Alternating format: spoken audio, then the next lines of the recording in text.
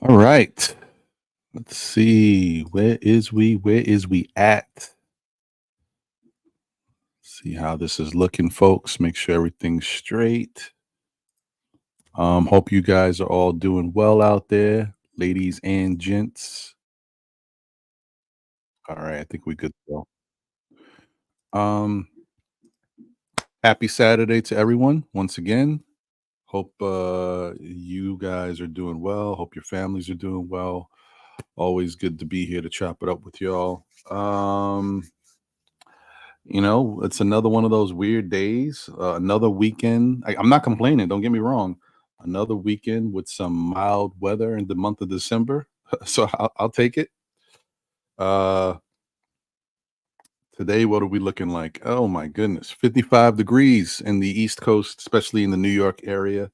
Supposed to be fair today, so sunny with a little bit of clouds, but no rain today. Until tomorrow, there might be some rain and 61 degrees.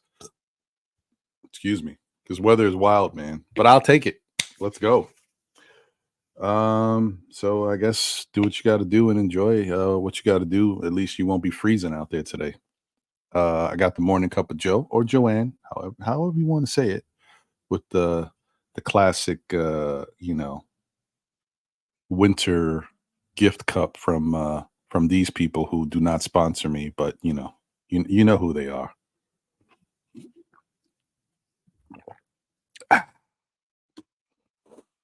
Shout out to the chat. Appreciate you guys. Hope you're doing well.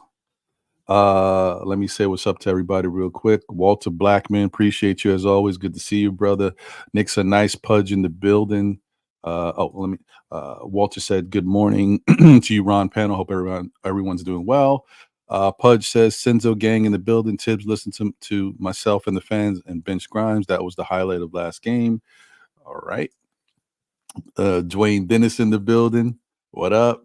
SKF, Ron, John, chat. Good to see you, Dwayne, as always. It's about Dame time. About Dame. I got Dame dollars on the mind. It's about damn time equals song by Lizzo. So you mean all of this time, all we had to do was pull Quentin Grimes from the starting line for him to contribute a little offense? Hey, man, what can I tell you? David L. What's good to you, brother? He said again that KP killed our whole front court solo dolo. Randall turnovers was the nail in the coffin. R.I.P. Yeah. Dwayne says insanity equals repeating the same thing over and over again, getting the same results. That's Tom Tibb. Creature of habit is crazy. You ain't lying. Fire emojis right here. Dwayne says, question: do we all still think that RJ Barrett and Emmanuel quickly are untouchable in the trade acquire a superstar? Let me star that. I'll come back to it. All of our guys can't play perimeter defense. It's Tibbs' fault. I see what you're saying, David L. There's more going on here, folks, but we'll get into it. Let me see here. Double A, what's good, my brother? He says, salute, Ron. Not looking good. We spoke about Tibbs' stubbornness being a danger to our players, like keeping them in unnecessarily. Jalen Brunson down, yeah. What up, Wiz? What's good, my brother? He says, salute. Can't wait to watch Cam, Obi, and Tyrese play today. All could be wearing the orange and blue, but should they? They all could be, but should they? Well, maybe one should, but anyway, we'll talk. All right. Let's see. David else is going on years, still can't catch in post. Fans say blah, blah, blah. He still gets spanked over a handful of bigs. Yeah. That's something to kind of dive into as well, David L. Yeah. I don't know. I think that's a little iffy too, but it's something to dive into and talk about. I hear you on that. Grimes scored 13 off the bench. Yep. Josh Hart should be ashamed for stealing money. Oh boy. Double A says the supposed defensive guru coach, yet we're giving up 130 plus points. Looks like the Bucks game not a fluke. Right. We're gonna have to talk about that. Mm, David Hill says Hart got no flow coming off the bench. He dropped 40-point games when starting. Donovan DiVincenzo, a bench guy, been that way since Pat.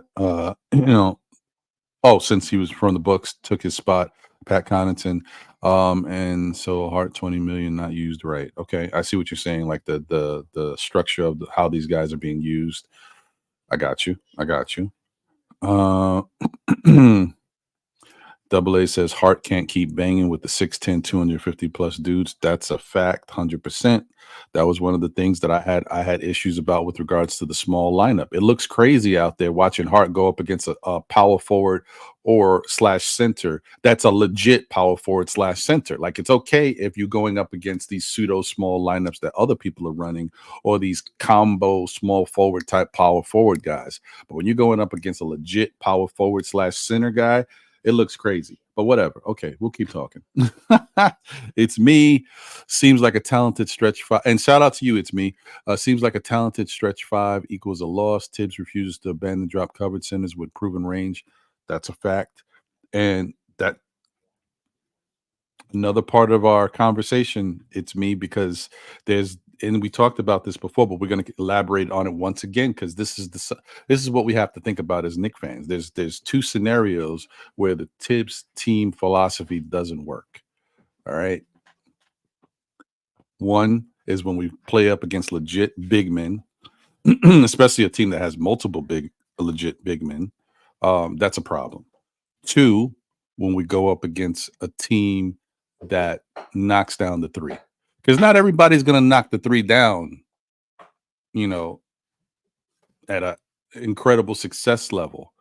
So I'm just throwing it out there that could be an issue, and we'll get into it, because even with the Celtics shot the three pretty well last night, but the Knicks shot the three better, or just as good, should I say?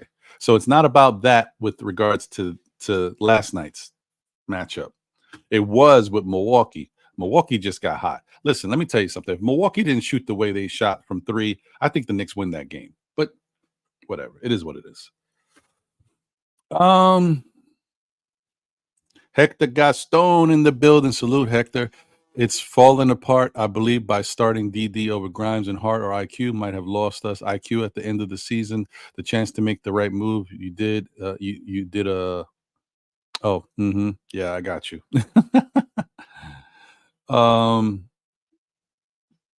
Hey, salute, JJ. Hope you're doing good, my brother. Appreciate you. This team ain't it. Pretty mediocre. Okay, all right. Looking like a play-in team. I hear you. David L says all Horford can test shooters away from basket better than Mitch. KP. So many bigs play better defense away from the basket than Mitch. It's Mitch's fault, not Thibs. You going in on Mitch today, boy? All right. Tell him why you mad, David L. I hear you. Dun Ross is in the building. What's good, Dun Ross? Hope you're doing well, brother. He said the Knicks are trying to trade for Donovan Mitchell. Yeah, I mean, forever. For some young people, it's like, ever since I've been a Knicks fan, I heard the Knicks are trying to trade for Donovan Mitchell. I mean, that's how long it's been going. I mean, I don't know. We'll see, bro. Animal Lex is in the building. Salute to you. Wonder Woman is in the building. Salute. What's good? Appreciate you. Let's see. Silk Sutton is here. Silk, what's good? Hope you're doing well. Glamour Knicks, what's going on, Glamour Knicks? Hope you're doing well. Oh, quick question. I saw someone at a game, Nick game, I believe, with Nick Nader. Nico Nader. Is it Nick Nader or Nico Nader? Whatever, from Twitter. I was curious, because I don't think I've ever seen you in person at any of the games or whatever. I wasn't sure, because the person wore their hair the same way. I was like, is that you? Was you at the game with Nickinator? Let me know. I could be wrong. It had a similar look, and I couldn't really see because it was a quick video he put up, and he was showing. It was a game that the Knicks won, and he was showing everybody in the crowd, and they were rocking out and was partying. So I wasn't sure if that was you. Let me see. Will Salkin is in the building. What's good, Will? Hope you're doing well. Building Blocks is here. Salute. He says Utah doesn't need Mitch. They have Walker Kessler. True. True. True. And Walker Kessler isn't really, quote unquote, the offensive big. So I don't think you would want that over there. I mean, to trade Walker Kessler for him is something different, but I don't know if you would want Walker Kessler and Mitch. I don't think Walker Kessler has that much of an offensive game to facilitate having two of those guys out there like that. Although Walker Kessler is a beast, when he gets into his rebounding bag, and definitely gets into his block bag. So big task at hand in the building. What's good, brother? Hope you're doing well. Always good to see you. Salute. Margaret Edwards is in the building. Salute, Margaret. Hope you're doing well. Let me see. Eric Wallace is here. Salute, Eric. Good to see you. Oh, it was a good old 75 in Dallas yesterday. Oh, my goodness. All right. So if you're in Dallas, I'm not saying you are, but I'm assuming if you are in Dallas, then probably it wasn't you who I saw at that Knicks game.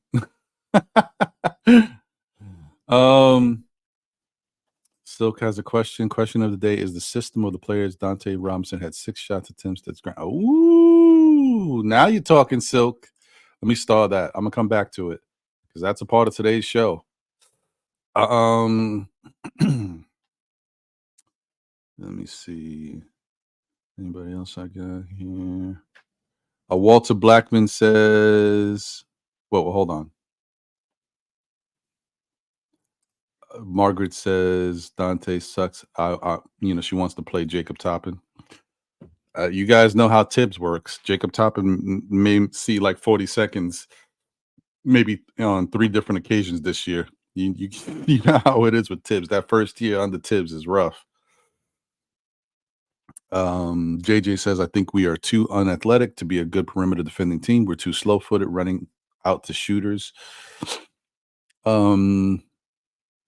Which may be true, but I don't know. I have a different thought about it, but it may be true for the most part. A lot, with some of the guys, but there's guys who do have quick feet and can get out there. It's just Thibs defense doesn't use them in that way. We'll see. Walter Blackman says, what's going on with our defense? We were the number 1, but giving up so many points in the last 2. Now Grimes is complaining like Obi did. Will he be traded? Animal Lex says, I'm so tired of this ISO ball. All good teams know what we running, and we are predictable. Some truth there. Craig says, IQ wants 30 million. Hell no. 30 million is 30 million. Don't care about yesterday's price. I got you. Glamour says, let's focus on the bigger issue at hand on this team and not worry about outside players that's not on the team. At this point, I would say yes. Got to get right in-house before we can talk about outhouse. That makes sense. Big task at hand says, can we please put Grimes back into the starting lineup? Dunruss says this is all Thibs' fault. He got Randall, RJ, Brunson playing as jocks. Randall and Brunson were supposed to be leaders by helping the players like Mitch and Grimes. They failed. Oof. Some strong words there. Margaret says IQ can take a walk with 30 minutes. He says, I play deuce. Oh boy. Woo. Yes, listen to Big Task at Hand. Yes, like. Please hit that like button. Yeah, man. You know what? If you forgot what it looks like, please, man, hit that like button. It looks a little something like this.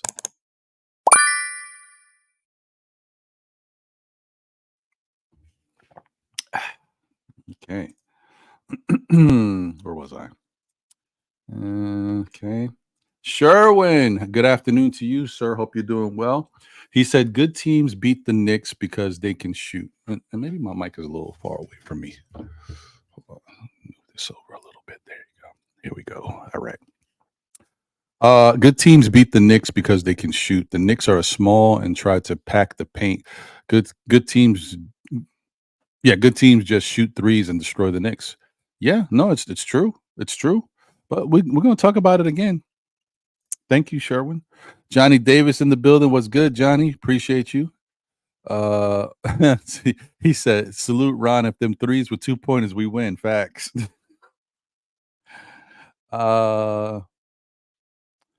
Silk Sutton says defense will improve. Bet against the Boston games only. I would play Sims and Randall to start, and Robinson and Ihart from the bench for size for size. Okay, all right, that's interesting. Keith Turner in the building. What up, man? Hope you're doing good, my brother. Appreciate you as always. Building blocks said, well, hold on. Mitch, JJ said Mitch gets owned by centers with skill, bullies bad teams. Interesting.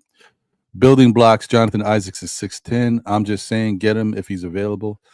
I always had this issue with Jonathan Isaacs, man, because I don't know. If the Knicks can get him without giving up a lot, so that way if anything happens with him, you don't feel like you lost something, I would do it. I've been thinking about it, and I've been on the fence about Jonathan Isaacs because the guy just never plays consistently. There's been the issue with the health and safety protocols, and then his stance on it, and then there was the issue with him being out due to injury, a bad injury for quite some time, and just don't know because some people's body types is just tough, man. Once you start getting injured, you get injured forever. But the guy's got skill, and he can definitely help this team as far as even offensively. He can do a little something, but the defense side, man, this guy is he's a clampy clamp on defense, man. I like that. I like that part of his game, and he's got good size. So I'm not opposed if the Knicks can find a way to get him without giving up too much because he's really a liability risk, but he's a solid player, man. So it's tough. You can't get him for nothing, but like what can you give up that wouldn't affect this team too much? Because it really doesn't make sense to overbid for a guy like him who you don't know about his consistency health wise, but really good player. Shout out to Kerry Cox. Salute. Appreciate you. Let me see. Wait, hold on. My fault. Dunruss said, I appreciate the Mitch so much, but at the end of the day, Knicks could get a stretch 5 for the season, right? Sherwin said, Knicks must and will make a trade or two. The bottom line is we are too small. Facts. Keith says the Spurs would never do that deal. Okay. Glamour Nick said, I prefer having Grimes back in the starting lineup instead of Donte. I didn't originally support the change, but if it helps boost Grimes' confidence, okay. Starting Donte makes our lineup look smaller. Let's get Sherwin says, let's get smaller trade for Donovan Mitchell. Yeah, well, I mean, the whole thing is with regards to Donovan Mitchell trade, I don't think the Knicks would trade what they offered before anyway. One, I think there's a lot going on with this apron and the tax that teams have to play. So that affects trades automatically, right? Then the other thing is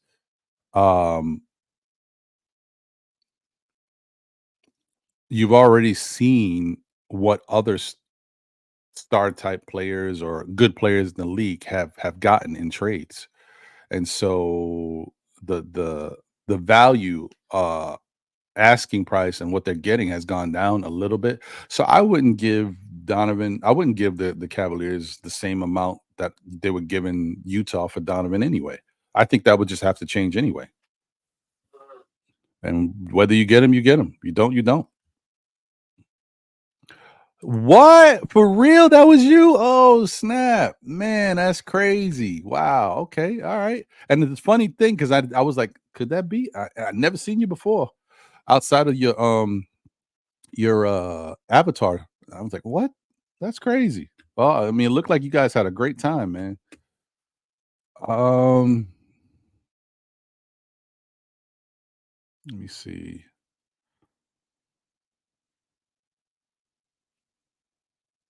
Where was I? Okay, Donte, Big Tascan said Donte was giving me Evan Fournier vibes. We need to get Grimes back into the starting lineup immediately. Man, woo. Okay, all right. I'm gonna get through a couple more of these, and we got to get talking, man, because this is so interesting.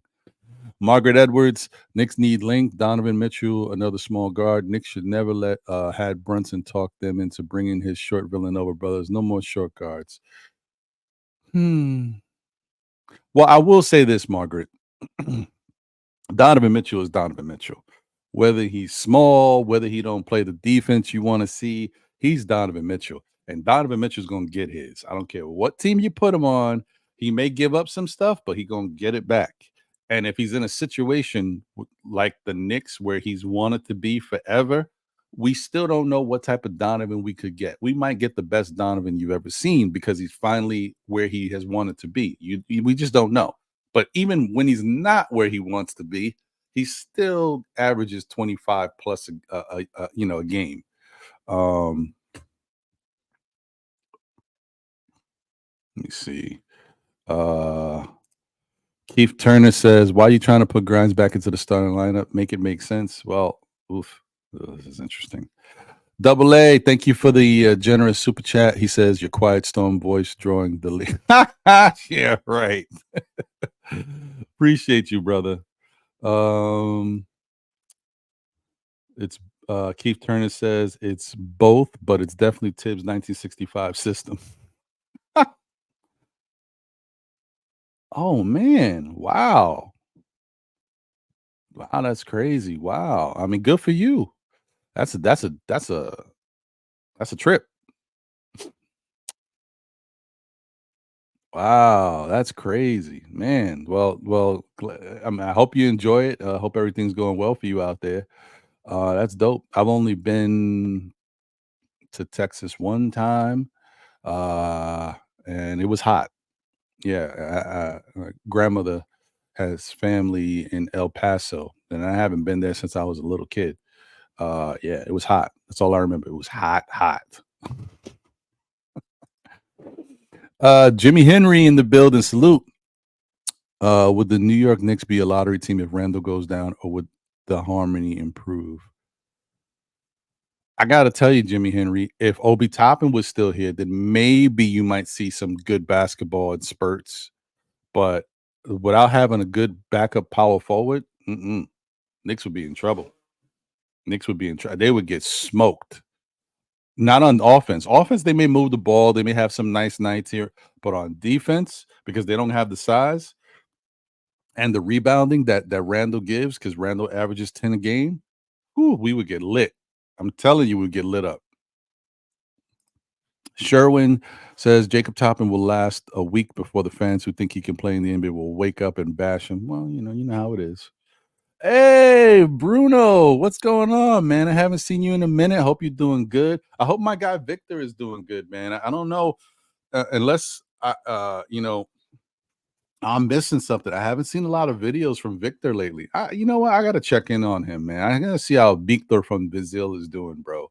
And then if anybody else knows how Victor's doing, I mean, I see him make a post here and there, but I haven't really seen him do a lot of videos. So let me reach out to Victor and see how he's doing. But good to see you, Bruno. I hope you're doing well, brother.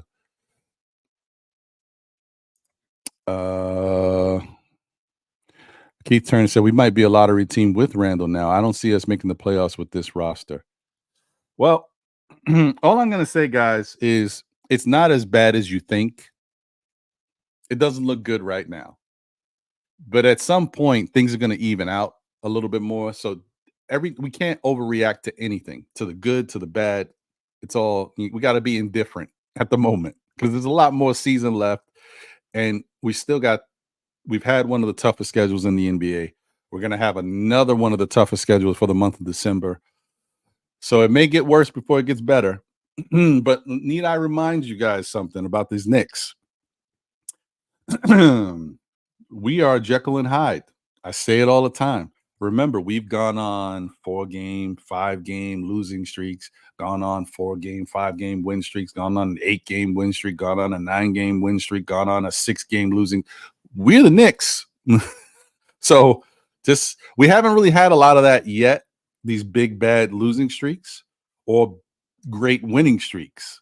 So, and maybe you guys might say those days are long gone now because you feel like the NBA has changed and the East has changed. I can't say that yet. There's more season left to be played. And because of these back-to-back schedules and all this stuff, it's tough for the Knicks to lock in and do those type of runs, in my opinion, this particular team.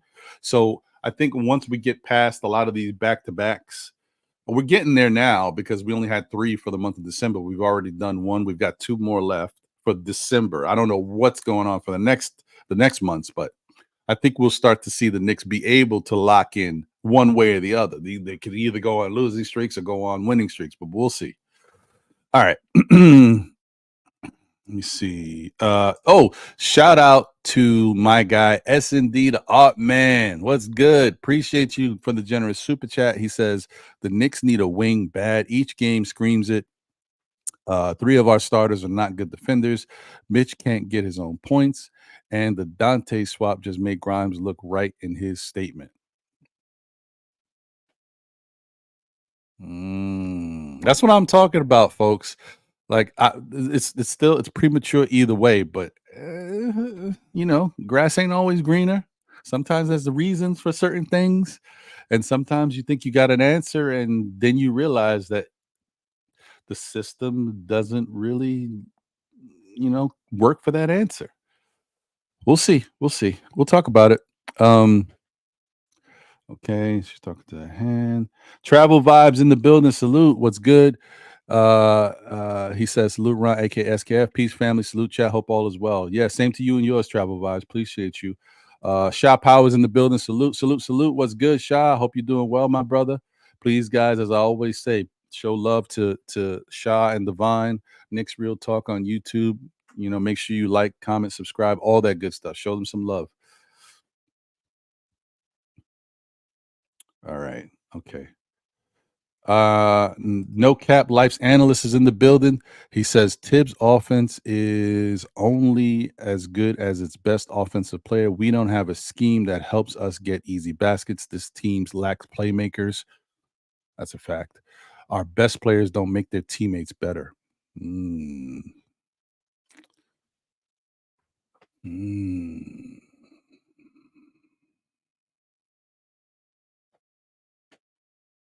I may have to star this. This might be the first thing I start talking about because this is interesting. It's a little tricky. There's some truth to this, but I just want to give a couple of examples where it's a little pushback. But I know what you're saying, and I agree. I agree to a certain extent.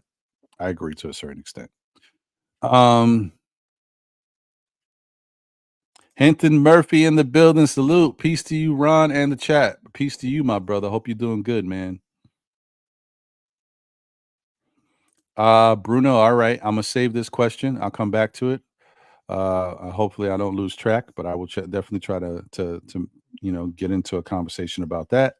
My guy Cully in the building. What's good, Cully? Hope you're doing well, my brother. Good to see you as always. All right, let me just kind of speed through this. Our Future Media, appreciate you. Good to see you. Appreciate you. Paris Duggett in the building. Obi Daggett. I know. What's missing? I hear you. Oh no. Yeah, Shaw Legacy in the building. He said Donovan definitely ain't this overrated Villanova situation. Looking good, doing it is in the building. Salute. Thibs has to go. Okay. Well, I know he's definitely getting. He's going. He might jump back in the hot seat. Knicks will be 2026 NBA champs is in the building. Salute. What's good, people? What's good with you, my brother? Hope you're doing well. Okay. All right. I think I got through everything for the most part. I appreciate all of y'all. Let me get cracking with everything else going on. Oh, Pierre Moise in the building. Pierre, what's good? Knicks fans are finally coming to the realization that this team will not go far in the playoffs under currently constructed. Maybe that's the case, Pierre. Maybe that's the case. I just think that as fans, we're going to overreact a little bit. There's still a lot of basketball to be played because right now we're not looking like we're even a playoff team. We're not even looking like we're a play-in team.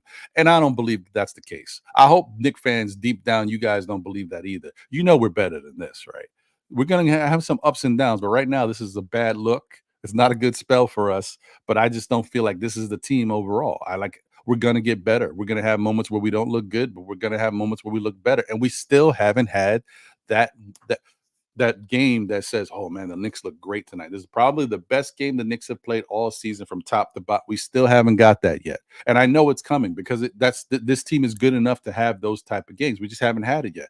Just like I said, we haven't got the quintessential Julius Randle game where he goes off. And guess what? The other day he went off. We lost, but he had 42 points. I mean, 41 points. That's Julius Randle going off, and you know it's going to happen, and that's not the last time it's going to happen. So certain things are inevitable in my mind, especially with a team that you know has talent on it. Are we the best? No. Are we the worst? We are not, folks. We are not Detroit. So, all right. Louisiana Knicks in the building. Salute. He says, we are a good team, but moves need to be made for a championship run. That's probably a fair statement. I can rock with that. And see, I like it because it's open-ended. Moves need to be made, but that doesn't mean you have to bring in a superstar. This narrative of bringing in a superstar is not true, folks. You don't need a superstar to win games consistently and to play solid defense, but you do need to have the right players to come in. Like the right guys got to be in. Would you think? And I'm just throwing out examples. Is Mikal Bridges a superstar? Oh no, he's not. We may not even know if he's a star yet. But would Mikal Bridges look great in a Knicks uniform and do some damage over here on the defensive end and give us that little 3-and-D that we've been looking for? Hell yeah. So it's not about necessarily a star player. That's why I don't like the fact that this narrative is going on around the NBA right now about the star player. A star player is great if you can get one. Yes, they make a difference. It's true, right? But even when you get the star player, you got to make sure you get the complementary pieces that work for that star player. So, and some teams can't do it. Some teams have tried to do it and haven't been able to put it together. Karl Anthony Towns has been looking for pieces to fit around him forever. Now, maybe this year is the year. I'm not saying it's not, because they do have some pieces over there that you think, if they all buy in, would work. They've got a solid, backup big men, and why am I forgetting this guy's name? You know, the guy that the Knicks wanted, the backup big man that can shoot threes and rebound. Now I'm going blank on him. I've been talking about him, forever. Now I forget his name, but you guys know who I'm talking about, right? They got Rudy Gobert, one of the best defending big men in the league, a great rebounder, and he can score a little bit when you give him the ball. And he's not a bad free throw shooter, right? Then you got Karl Anthony Towns, who is a star player. You know what he can do when he's locked in. When he's not locked in, he doesn't look good. But when he's locked in, you know what I'm saying. Naz Reid, thank you, JJ. Appreciate you. Because Naz Reid is a big piece of that team. That's why I was so mad when they re-signed him, because I knew how important he would be.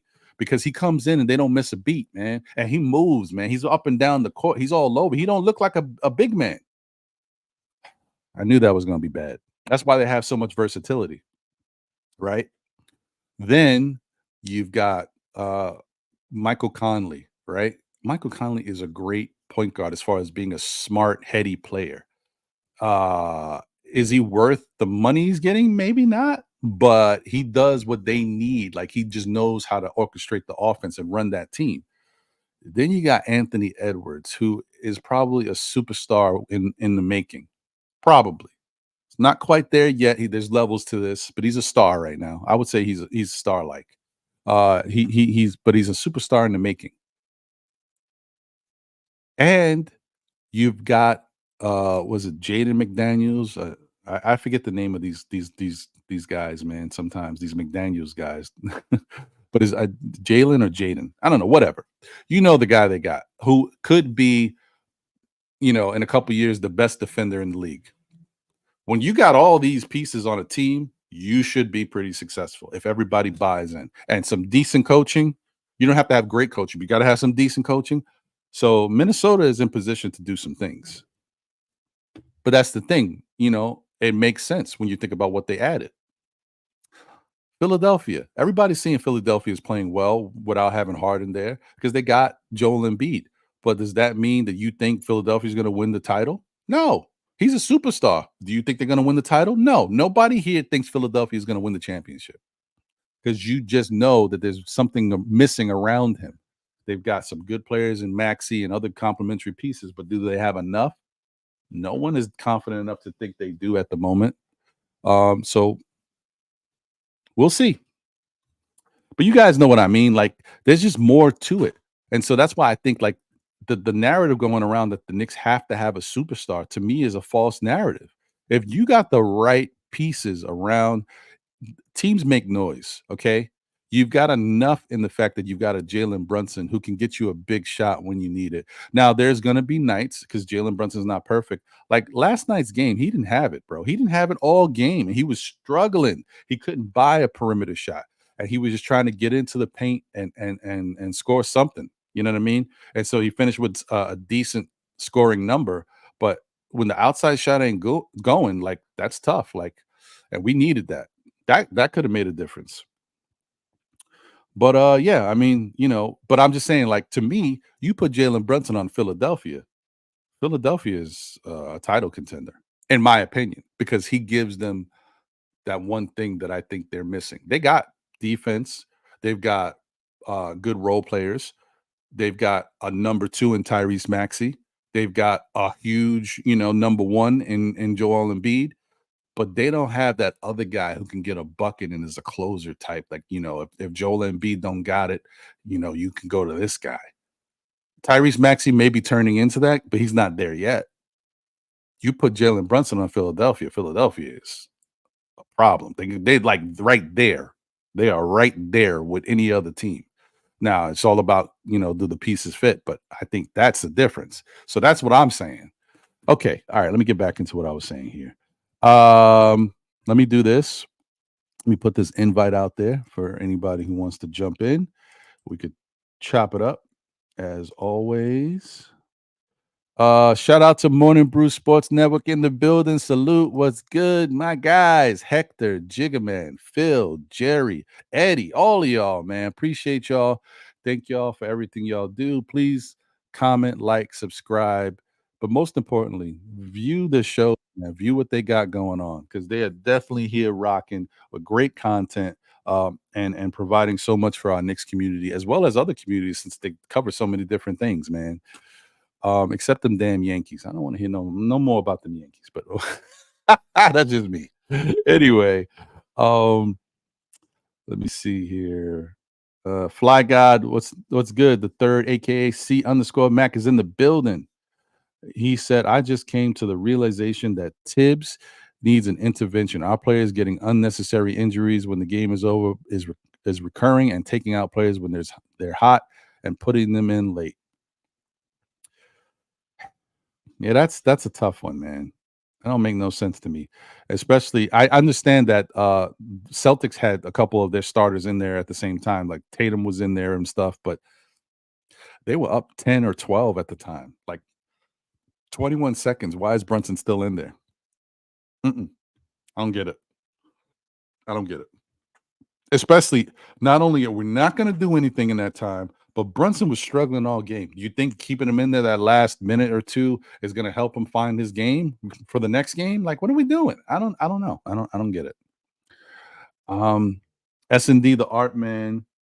Thank you for the generous super chat. He said, there's an interesting stat going around. If Randall scores a blank amount of points but has less than 6 assists, we lose. If he has 6+ assists with blank amount of points, we're like 11-0. Wow. So basically what you're saying is when Randall moves the ball at a high level, a high clip, we have a chance to win.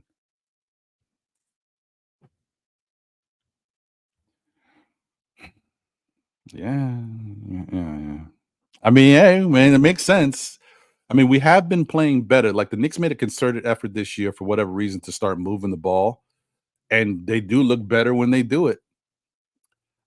I mean, I can't argue. I mean, there's nothing I can say about that. That makes sense. I won't put it all on Randall, but yes, since he's one of the people who can actually do it, then I guess the weight is on his shoulders as well. Him and Brunson have to be our biggest two people helping facilitate and move the ball. And then IQ can come in at a small third, you know what I mean, when he comes into the game with that second unit. All right. So let me just say shout out to a couple more people. Hit the intro, and then I got my guy Double A waiting in the back. As I said before, anybody who wants to join in, the link is already out there. By all means, we're gonna get it going. David Smith is in the building. Salute. What's good? Appreciate you. Hope you're doing well, brother. He says, as I have said many times, Knicks going nowhere with Coach Thibs and this front office. Knicks already reached their ceiling last year. Wow. Yeah. That's some bold words right there. Rebuild NYK says Obi, and shout out to you, Rebuild. Obi wanted out, stop, and he wanted to go to the Pacers. You should be mad. Obi not at Obi, not at the Knicks. Okay, all right. There's a little truth to that, folks. Obi did finally had hit his brink. He was with the smoke. Soul Finger is in the building. What's good, Soul Finger? Hope you're doing well, my brother. Okay, all right. Let's get it cracking once again. Let's hit that intro. We'll come back and chop it up. Be right back after this.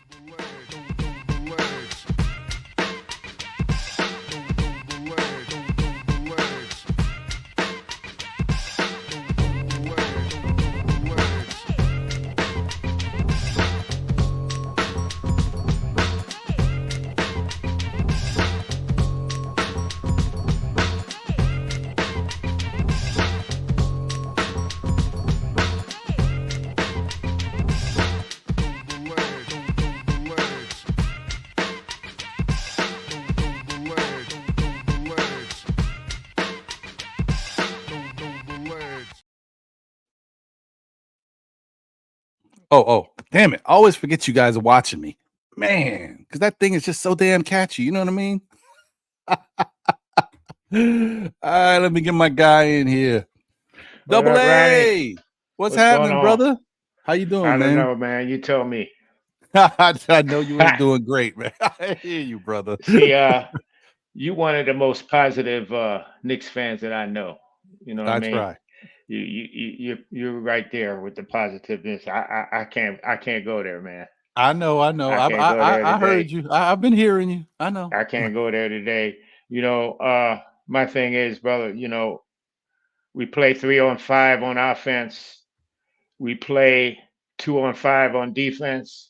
You know, we got a flawed team, man. You know, I know we want to be positive, man, and go with what we did last year, whatever, man. But as Milwaukee and Boston and these teams showed, man, that on top, you don't stay still, man. You gotta move with the times, bro. You gotta get better. You know, you gotta at least address the weaknesses that we had, and that wasn't done in the off season. You know, it wasn't. It's like the moves Leon's is making are like no effort moves. You know, Donte, he's part of that Villanova crowd. So I mean, he didn't have to do much to get that signing. Same thing with Brunson. I mean, we had Daddy Brunson already on the payroll. We were going to get Jalen. He really had to do nothing for that. And I'm yet to see something, a move that helps his team, that takes some smartness, some movement, some whatever. You know, like I was saying, I was on a morning brew crew yesterday, and shout out to my fellas there. Uh, instead of giving OB up for nothing, what about searching out a team like the Bulls, who have a top pick in Williams, who hasn't really played up to specs? But I mean, the guy's a defensive power forward, and he would have fit, us. I mean, what about an equal trade? We swap Obi for him. That way, we at least get something to help our team. And this is what I'm trying to see from this. I know Leon is getting a lot of credit, but I mean, Jalen Brunson, bro, that was a slam dunk. I mean, they screwed it up by taking a whole front office to the playoffs, and that affected Danny Ainge, and affected Cuban. You got teams not wanting to deal with us, and that's not a good look for us, man. We got Toronto now not wanting to deal with us. Anything we trade for with Utah, we got to start off with number one picks, before he even pick up the phone. And that's my whole thing, man. I want to be positive. And, Julius Randle, man, God bless him for his offensive stats, but you still suck on defense, bro. You get us 25, but you give up 25. You turning the ball over. It's not good, man. I want to stay positive, bro, but it's hard, man. Yeah. I've been 50 years at this, bro. Fan since '69. I know guys are saying, "Hey, hold on there, man. Hold. I've been holding, bro. I've been holding." I can't, hey man, I can't fault you for feeling the way you feel, man. It's a lot. It's a lot. And I've watched, I mean, double A since I've known you. I've watched you feel, positive about the team and then get into these moments where you're not happy with what you're seeing and get frustrated. And it's not just you. I'm bringing you up now because you're, the newest of that but there's been plenty of guys, the Uncle Freezy goes up and down sometimes. Yeah, I was hoping he was here today. Yeah. Uncle Freezy goes up and down sometimes. Ron Cleveland, man, he would have his moments. Oh, yeah. And so I respect it because I'm a little older than some of these young whippersnappers, but you guys are a little older than me, so it's even more frustrating from y'all. And y'all have seen the Knicks play good basketball, and some of y'all have seen the Knicks win a championship. So I get it. I get it. Bro. I get it. And it's true what you said about the superstar thing, bro, because, our leading scorer during our championship days was 21 points a game was Willis. And after that, it was just drop off, and it was just a team that they knew how to play together. They played defense, and that was it. Well coached, disciplined team. And, that's what gets it. And, I think we've always taken this shortcut, man. We've never done a rebuild. And my frustrating thing is you see teams like Boston, Milwaukee, Miami. These teams keep turning over, man. They keep turning over, contenders, man. What happened to us? It's true. It's true. You just need to find, and it's not easy. It's easier said than done. But I think if you gave me the ability and the money, right, and said, Ron, I want you to create a team right now that's going to have a chance to win a title. Build it however you want, and everybody's at your disposal. Would Thibs be your coach? Oh no, hell no. But I think I could put together a team without having a bunch of superstars. I don't need a big three. I think I could now I do need one guy who can go get it. I need somebody.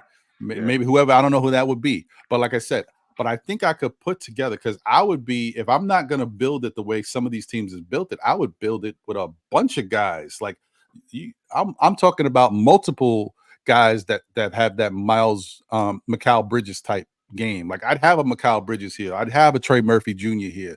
And then I'd have a solid point guard. I'd have a solid backup who are both really good at facilitating and can score some. But you know what I mean? You don't have to have the upper echelon guys. You just have to have the right guys. And maybe the Knicks just don't have enough good all-around guys on this team that have good IQ and know what to do out there, have the aggression that you need, have the defensive chops that you need. Like maybe we just don't have enough of that. So we're looking at it for the wrong answer, because a superstar doesn't necessarily mean they're going to come in and be the savior here. We can go get somebody else who comes in here and makes everything even worse. Comes in here, wants the ball all the time, asks to score, and then we're depending on that person, and then everybody else takes a backseat and is just standing around looking. How many times have we seen that where guys, instead of doing what they need to do, they're too busy looking at the star player doing everything, and then they're not doing their part? Just there's a lot more to the story, but we'll see. We're gonna get into it. We're Buffalo school. We don't like that hero ball. No, I'm not a big fan of it. I don't like watching somebody take 35 shots a game, and everybody else is standing around looking. Where's? I learned some dance moves from my man. I learned some dance moves. Now, what's one of your dance moves I learned from you 2 weeks ago? It's still weak though. Your dance moves are still weak. The weekend lane. Hey man. You have, before you continue, do you have anything going on with your mic or something covering it? Because like earpiece. Ah, okay. Yeah. I think yeah. You good. You good. But yeah, that's my whole thing. Like, I know people complained about Patrick Ewing's team back in the day. He had no help really, but they played there was solid team basketball. You know what I mean? We needed maybe one more guy to help Patrick during that time, but at Hey, we're least what we close, did see man. was We're pretty we're good. we're Yeah. we're seconds away of winning the title, man. And we're, that really killed me. That Houston game, man. Where we had that lead, and you hear Pat Riley on the sideline saying, "Oh, this is it. This is what we've been playing for. Just hold it." And man, Starks tries to shoot over Elijah Wan, and that the rest is history. Yeah. That was Yo, hard, how's this? man. How's this? My Oh headset. yeah, there you go. There Damn it. we Now I go. can What now up, Wiz? oh By the man, now way, I can hear you good. Oh. I gotta take my jacket off. It's kind of cool out here right now. 60 degrees in Cali. Kind of cold, got a little chilly. But it's getting a little too hot Yeah. for me, man. I know it's tough. It's tough, Wiz. I Yeah, know. we're hitting 80 today. Oh yeah, the Oh Florida guy. man. Here we go. Yo, man. Your points are great, man. Yo, you came on. You took my takes. This team, man, is hurting me, man. I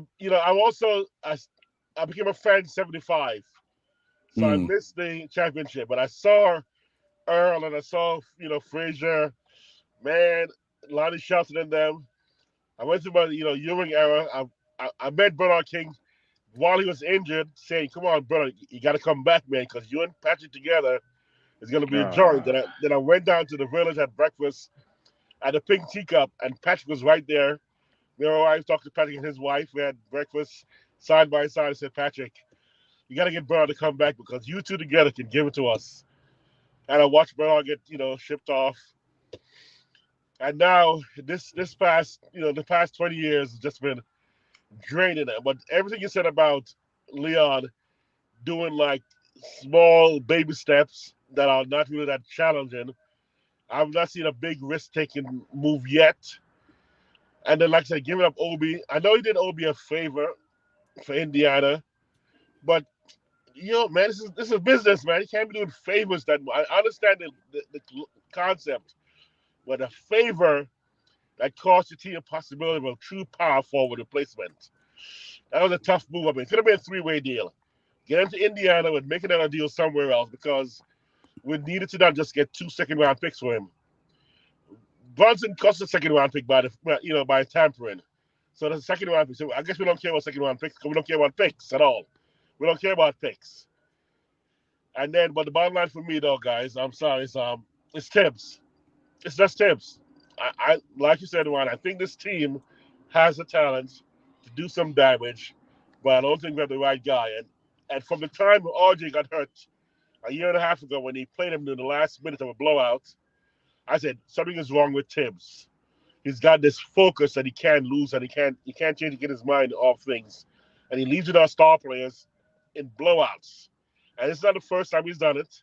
It's not the second time. It's at least the third time in the past year and a half. He did it to RJ, he did it to Randall, now he's done it to Brunson. His top three guys. I mean, if you had left in like even playing Mitch yesterday after the Mitch injury, that worried me a little bit. Just when Mitch wasn't doing that well anyway. Mitch was doing okay. But let's just try iHeart and let's try because it's kind of frustrating. So my bottom line right now is Leon Rose, the safe, non-risk-taking GM, and Thibs, the old school, talk about locked in his old ways. I can't see, doesn't have the vision, doesn't have the speed to change in time. Don't want that his assistants run certain parts of the game because he needs to let the assistants run the offense. And he needs to step back sometimes and ask them questions about, or let them be able to openly say, hey, get Brunson out. Something's got to give. Because I want to give Thibs a chance. I want him to get a chance to win. I want to support him. I'm a Knicks fan all the way. I'm a homer. I'm one of the homers, though, who recognize that we think our team is better than they are. Because I think everybody thinks their team is better than they are when they really look at the bottom line and go, oh, our team is really good. But then you start looking and going, you know what? Actually, we're short.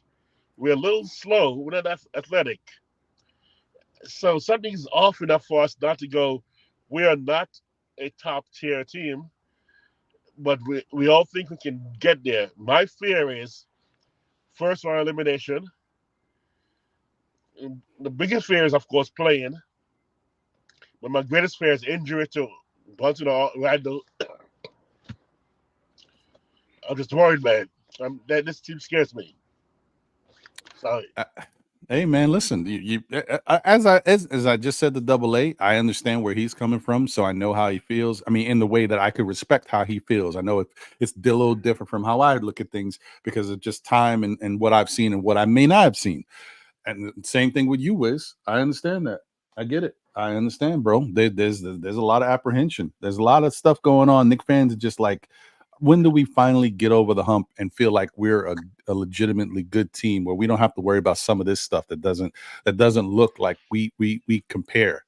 Like, because this year the new narrative is now that the Knicks only beat under 500 teams, and then now when it comes to 500 or better, we don't match up. I think it's not so much that we don't match up with these teams. I don't think it's that we can't beat these teams. I think it's because a lot has happened throughout the time that we played these teams. And different stuff has happened in the beginning of the season where there's games we could have won that we didn't win because of certain circumstances that didn't play into it. And then, of course, don't get me wrong. The Knicks messed up too, because there's certain ways they should have played down the stretch of these basketball games to get the victory, and they didn't do it. They didn't come through. Now, I will say this. I'm just being honest with myself, and hopefully my fellow Knicks fan is being honest as well. There's certain teams that are just better than us, okay? Milwaukee's better than us. Do I think we could beat Milwaukee? Yeah, because I think there's something there that I think that if you get the right thing with Milwaukee, we can beat them. Look at how we played Milwaukee the other day. We didn't even shoot that well, and we were right there in that first half. Now, they shot unconscious the whole game. We couldn't stop them. They don't shoot like that normally, but if they're going to shoot like that, it's going to be very tough to beat a team like that. So as much as I was, excuse me, upset about the fact that we lost that game and that knocked us out of the end season, it's one of those, like, I don't know what the Knicks could have done better against that team. What was troubling is, you expect Giannis to get his, and for a smaller point, maybe Lopez, maybe Middleton. But dude, you had these no-name killing us, man. They were, their bench was the ones that killed us, really. When your star players have 41, 23, and 24, you're supposed to win that game, man. It's true. You're supposed to win that game. But the thing is, bro, come on, man. You can't let these nobodies beat you.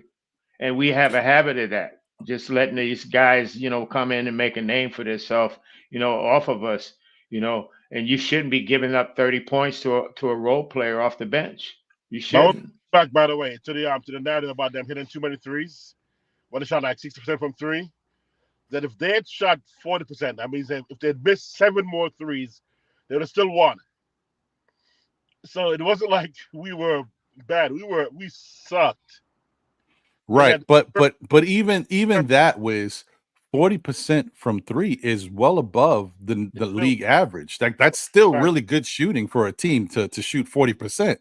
But my thought was, if that missed, not missed, but if they're taking 7 less threes and converted those to twos and took 3 of them as 2-pointers and then 2 of them, then they could have actually missed 8 more shots and still beat us.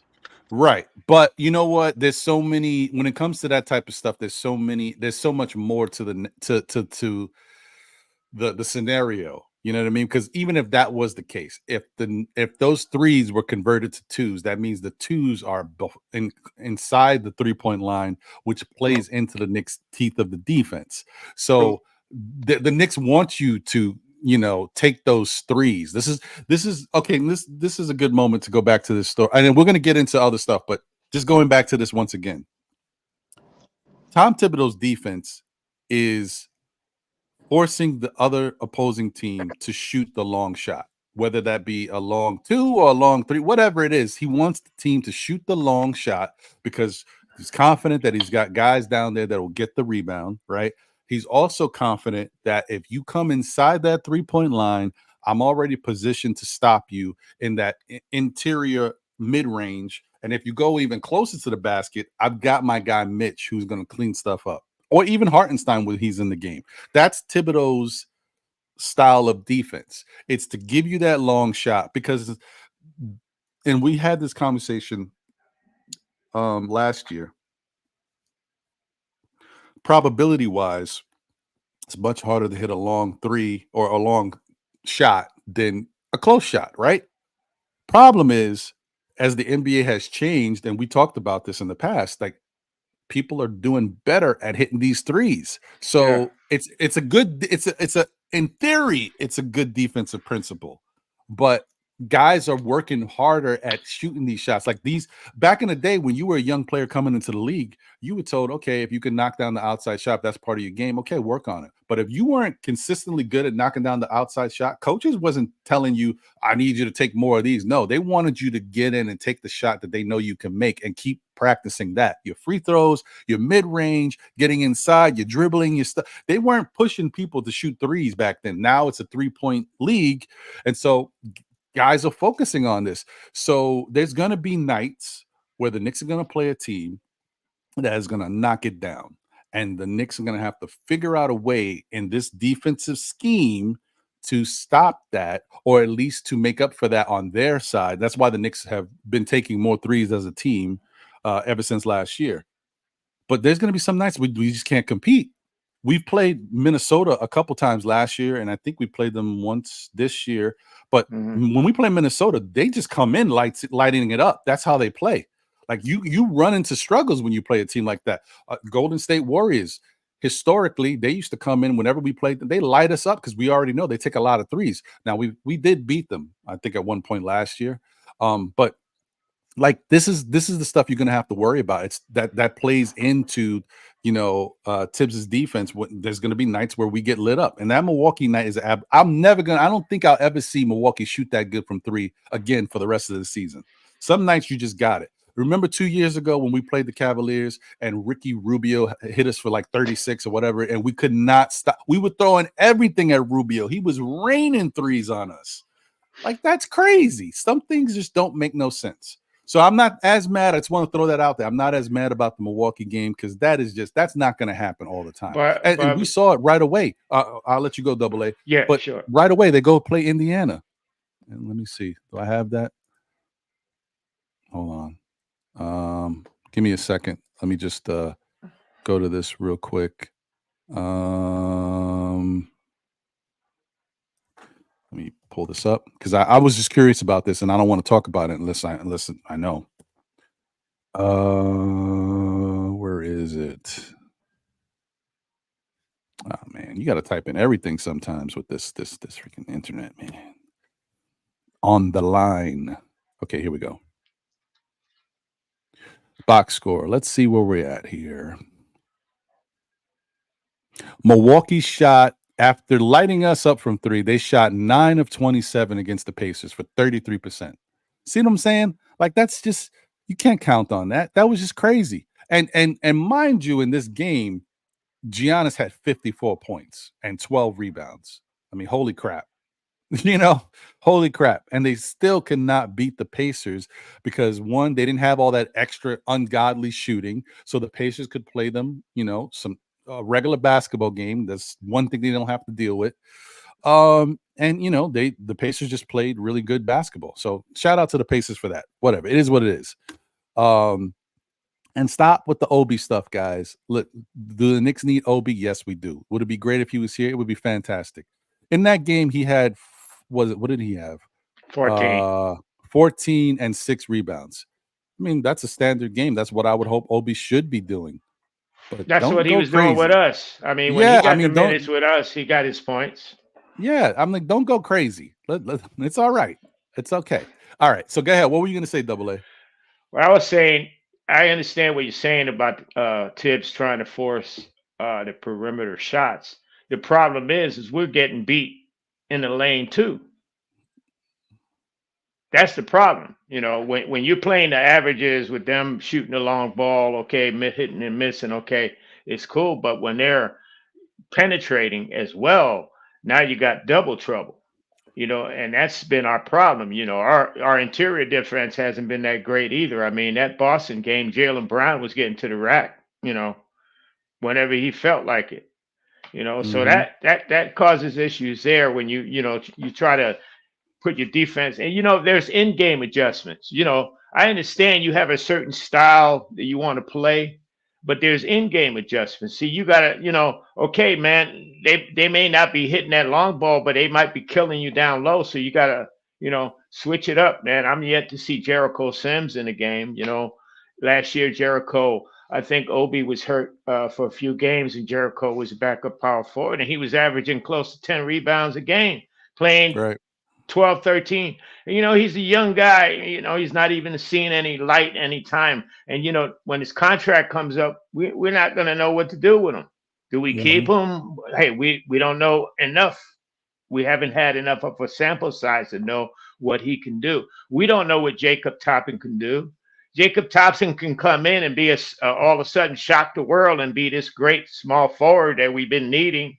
You never know. I mean, averages are low, but that's my whole thing with Thibs, man. He just got this old school attitude that he thinks that you got to come in and play your dues and you got to do this, you got to do, man, take a look around the league, bro. Look at this guy, Chet Holmgren. These boys are coming in ready to ball. Ain't no more of that, oh, you got to sit down and watch the game and study. No, man, these guys are ready to ball. And when you take that away from us, you cut us short. When you take the draft away from us, we haven't drafted in 2 years, bro. And when we do draft, you draft bad. That anchors, that handicaps your franchise like crazy, man. If you're making these bad draft picks and your draft picks are not admitting to none, and you're not making none, that hampers your draft. Because hey, bro, they all talk about superstars, getting the superstar. How did Philly get Embiid? They drafted him. How did Milwaukee get Giannis? They drafted him. How did Golden State get Curry? They drafted him.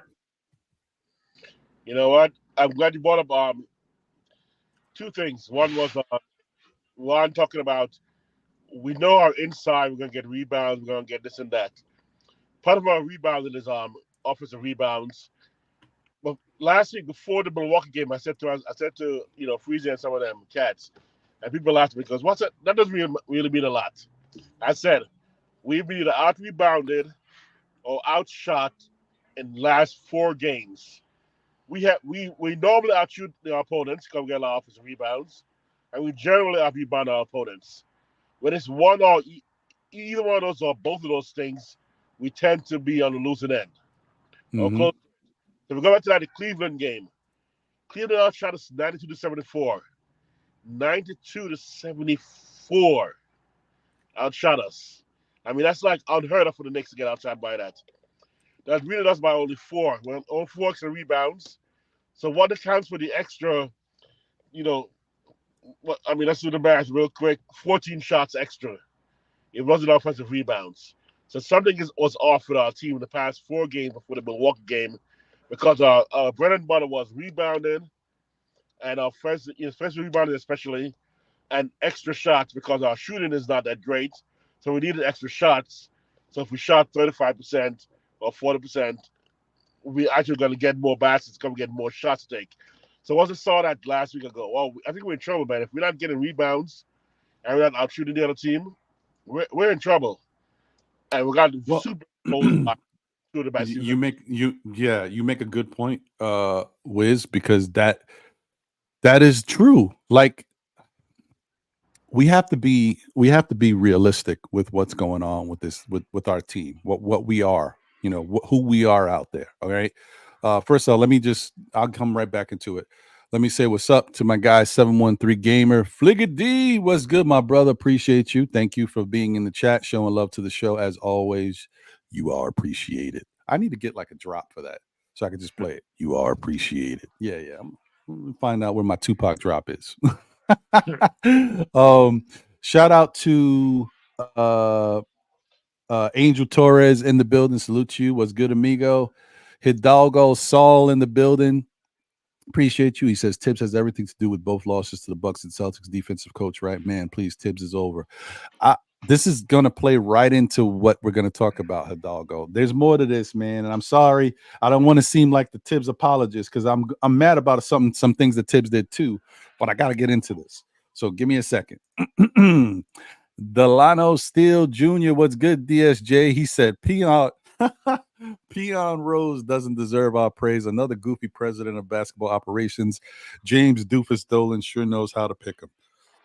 Oh man, don't hold back, Delano. Tell him how you really feel. I mean, geez, it's tough. Okay. Let me see. Did I get every? Yeah, I got the. If there's anybody else I missed, oh, Boogie Down BX is in the building. Salute to you. Appreciate you. Kevin Middleton is here. Salute. He said, "What's up with Randall and Mitch? Lack of rebounding." Yeah, well, the next, what I'm about to talk about gets into all that. Dripmore is in the building. Salute. What's good? That's right. The preferred barber of still Knicks fans and the Knicks community is here. Let's go. What's up, Dripmore? Appreciate you. All right. I think I got most of RG, the OG in the building. Salute, brother. Hope you're doing well. Does the Pacers have better talent or coaching than the Knicks? They do not. They do not. They got some good talent. Are they more talented than the Knicks? No. Do they have a really special player in Tyrese Halliburton? Yes, because Tyrese Halliburton is a make your rest of your guys better type of player. You'd be surprised how a free-flowing offense and a guy who's willing to pass the ball and get guys open. You know that whole thing, pass the guy open? Halliburton is great at that. Halliburton is one of the best in the league. So once again, when you compare the Knicks to the Pacers or compare Brunson to Halliburton, understand Halliburton's just not a good passer. Halliburton is one of the best passers in the NBA. Let's not make it seem like he's just a regular dude. He is not. He is special. We can't sleep on the Pacers, man. Yeah, you know, no, I mean, not only has he helped Obi Toppin up, but Halliburton, I mean, he's opening up Miles Turner, man. Miles Turner in that game against Milwaukee, man, he was off the chain, bro. He was rocking them. I mean, he's looking good. They picked up that dude Brown that won the championship with Denver. That was a big part of their defense. I mean, they didn't stay still, and Knicks pissed me off this last offseason, man. Come on, Donte, that was our move. Well, man, we made it to the second round. You know, you make it to the second round. You close, Ronnie. You don't sit on your hands. Thank you for bringing that up, Double A, because I meant to say something about that again, and I forgot. And I want to say that before I get into what I was going to say next, because I'm going to forget again. So I'll get into that right now. Shout out to Al in the building. Salute. What's good, my brother? He says the Knicks just aren't talented enough. I'm not – this is going to get into what I'm going to say in a minute. Okay, but do the Knicks need a little bit more talent? Yeah, every team really does if you want to, make that run. But I think the Knicks have a good amount of talent, but there's stuff that the Knicks are missing. So you're right. That is true. Okay. So first off, with the thing that I forgot before, when it comes to Donte, right? And this is what to Double A's point, he makes a good point. Why didn't the Knicks try to trade Obi to go get somebody that could help the team, and be something that the Knicks are missing? You know what I mean? Like, fit that the size or whatever. Are you going to get rid of a power forward, backup power forward, get another backup power forward that can do some things that maybe Obi can't do? I'm with you on that. I understand that. But here's the thing with the Knicks. The Knicks to me seem to be, because we already talked about it. I said I like certain things about the front office and how they do things, but I also noticed that they're a little gun shy when it comes to pulling the trigger, the big move. They're a little scared, right? But what they do is they do leverage their relationships, and I believe this stuff is thought about and processed early, right? So the Brunson move, that move has been planned forever. The going after Donovan Mitchell was something planned forever, which brings me to the Donte DiVincenzo move. Another move that I think was planned forever. Once they got Brunson here and they understood, okay, we could use more heady, smart basketball players. We brought in Josh Hart. As soon as Josh Hart came, I was like, ooh, wonder if Donte is next. And I wasn't serious about that. I was just joking. And then look what happens. Donte is next.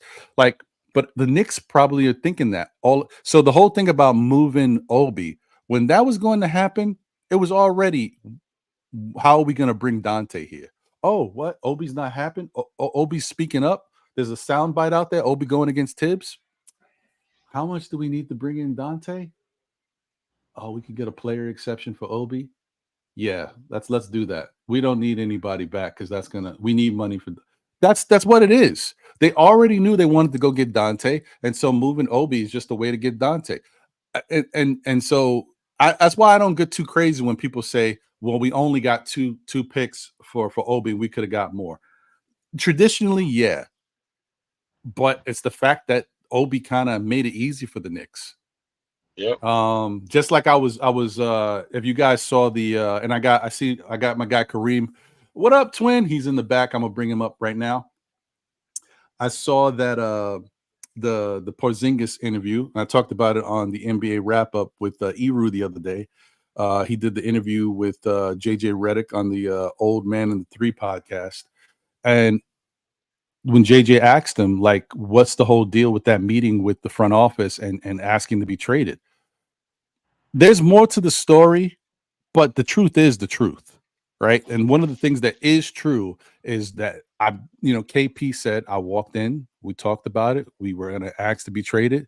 They said it was okay, and I was traded 2 minutes later. And so that part is true because everybody said, damn, they just had a meeting and already he's traded. Yeah. Obviously, the Knicks were already ready to trade. Yeah. So it's like, it's a foregone conclusion when you already have your mind made up that this is what you're going to do. The Knicks already knew they wanted to bring in Donte. This is how are we going to do it? Obi made it easy. When Obi started barking and got on the Thibs bad side, okay, well, we're gonna get rid of Obi, get a little trade exception, use that money to bring in Donte. That's what I'm saying. It was already a foregone conclusion. But do I agree with it? No, because right now we're a small team and we don't have a backup power forward. So I don't like it. And I think Obi could have still been here helping us instead of helping Indiana.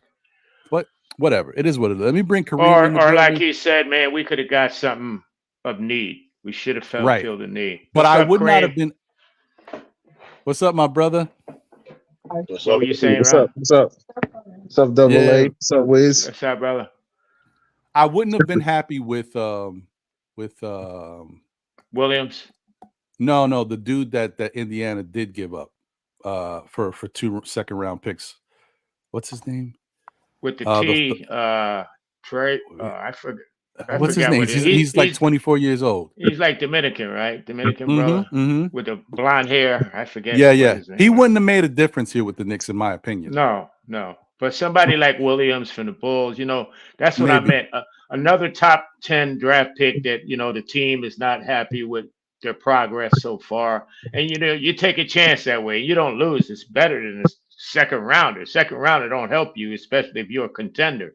That's what fooled me, man, because after last year, we were a legit contender. We were a contender. We went into the second round, and we were supposed to okay, let's address our weaknesses. Let's get stronger. We're almost there, man.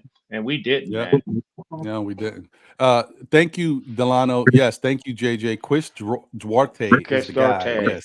He wouldn't have been I wouldn't have been happy if the Knicks wound up trading Obi for Duarte. I wouldn't have been like, what is this? No, I wouldn't have been happy with that. I'm just saying that's been me, whatever. But let me get to what I was trying to say because this is very important. All right. And then I'll go to Kareem, get his take on it first because he's new to the panel today. And then I'll go around to you guys. Where's my little thing here? Where is it? Oh, here we go. Yeah. So what happened to the Knicks defense, folks? Now, mind you, we going crazy because we're Knicks fans and we know that these games mean something and we want to show that we belong in this league and we're just as good as these other teams. But when we talk about the Knicks' woes and what's happening, it's 2 games. You know what I mean? All of this is 2 games. They're the worst possible games, and they're back-to-back against contending teams. But one, they are back-to-back against, contending teams. 2, they are back-to-back against 2 of the best teams in the NBA, right? Let's not forget, this is not just, these are better than 500 teams. These are 2 of the best teams in the NBA. I think both teams are better than the Knicks, really. I think that the Knicks have a chance to beat Milwaukee. I already said that. Yes. I thought the Knicks had a chance to beat a Boston, but Boston just continues to get better, and they've shown that even when certain things aren't going right, they just have enough to get stuff done. And to be honest with you, that move that they made from Drew Holiday is the biggest difference ever. Like, that's the whole thing. If they didn't get Drew Holiday, I would not look at Boston the same way. That But now that they KP got move Drew, is smart too. no, KP. it's good, but for that double A, that's all offense, right? Not that he's a bad defender, but he's not the game changer for me. The game changer was getting Drew, because not only does Drew help with the overall defense, people follow suit behind him, but he's also a great perimeter defender. But he's disruptive. Having a guy like that makes the difference. We could have, if they didn't have Drew, the Knicks could have did so much more. They can move certain ways that Boston just can't hang with. Those guys can't, they don't do it like that. But having Drew is huge. But whatever. Okay. So the Knicks defense, what happened to it? I don't know. But it was top 10. It were top 5.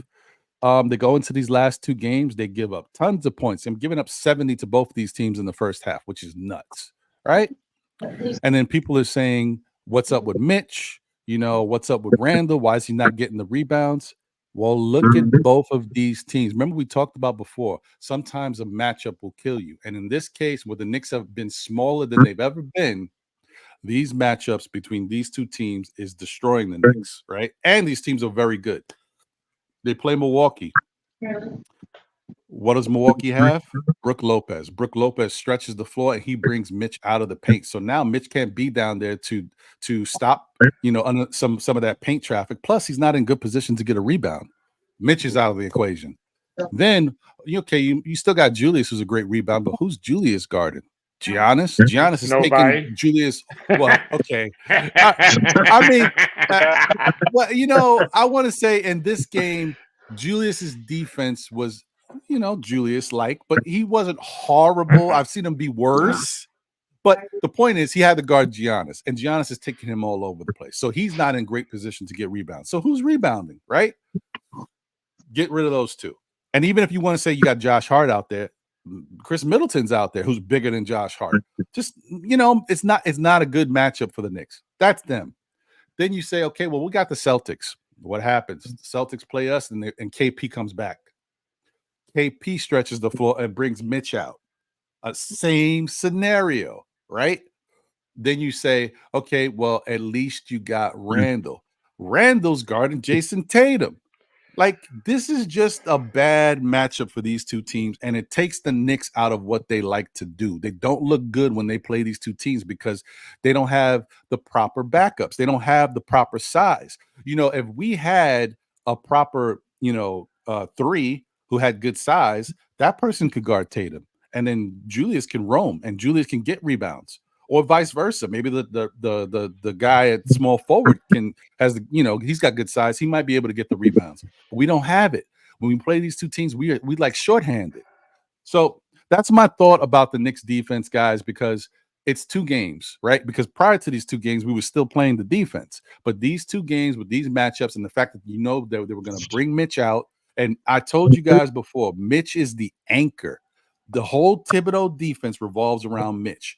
It's like a funnel. It's like, okay, we're gonna have them shoot everything out there, but if they come inside, we got them right here, right? But if they get past us, they go to Mitch. But if Mitch is not here because he's out there with Brook or he's over here with KP, that's when Thibodeau's defense doesn't look good, and he doesn't have a lot of adjustments. He plays the way his defense is the way it is, and that's what he goes to. That's his go-to.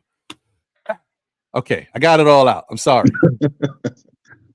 Kareem, what's your thoughts on how the Knicks have been playing in regards to specifically to the defense and how they've been playing lately, what you've seen?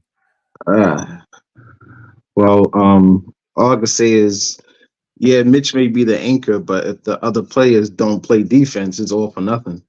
I mean, we've seen it for the past few games, you know, and far as the Celtics game, I mean, as much you can do with KP. I mean, I saw what Brunson guarding him.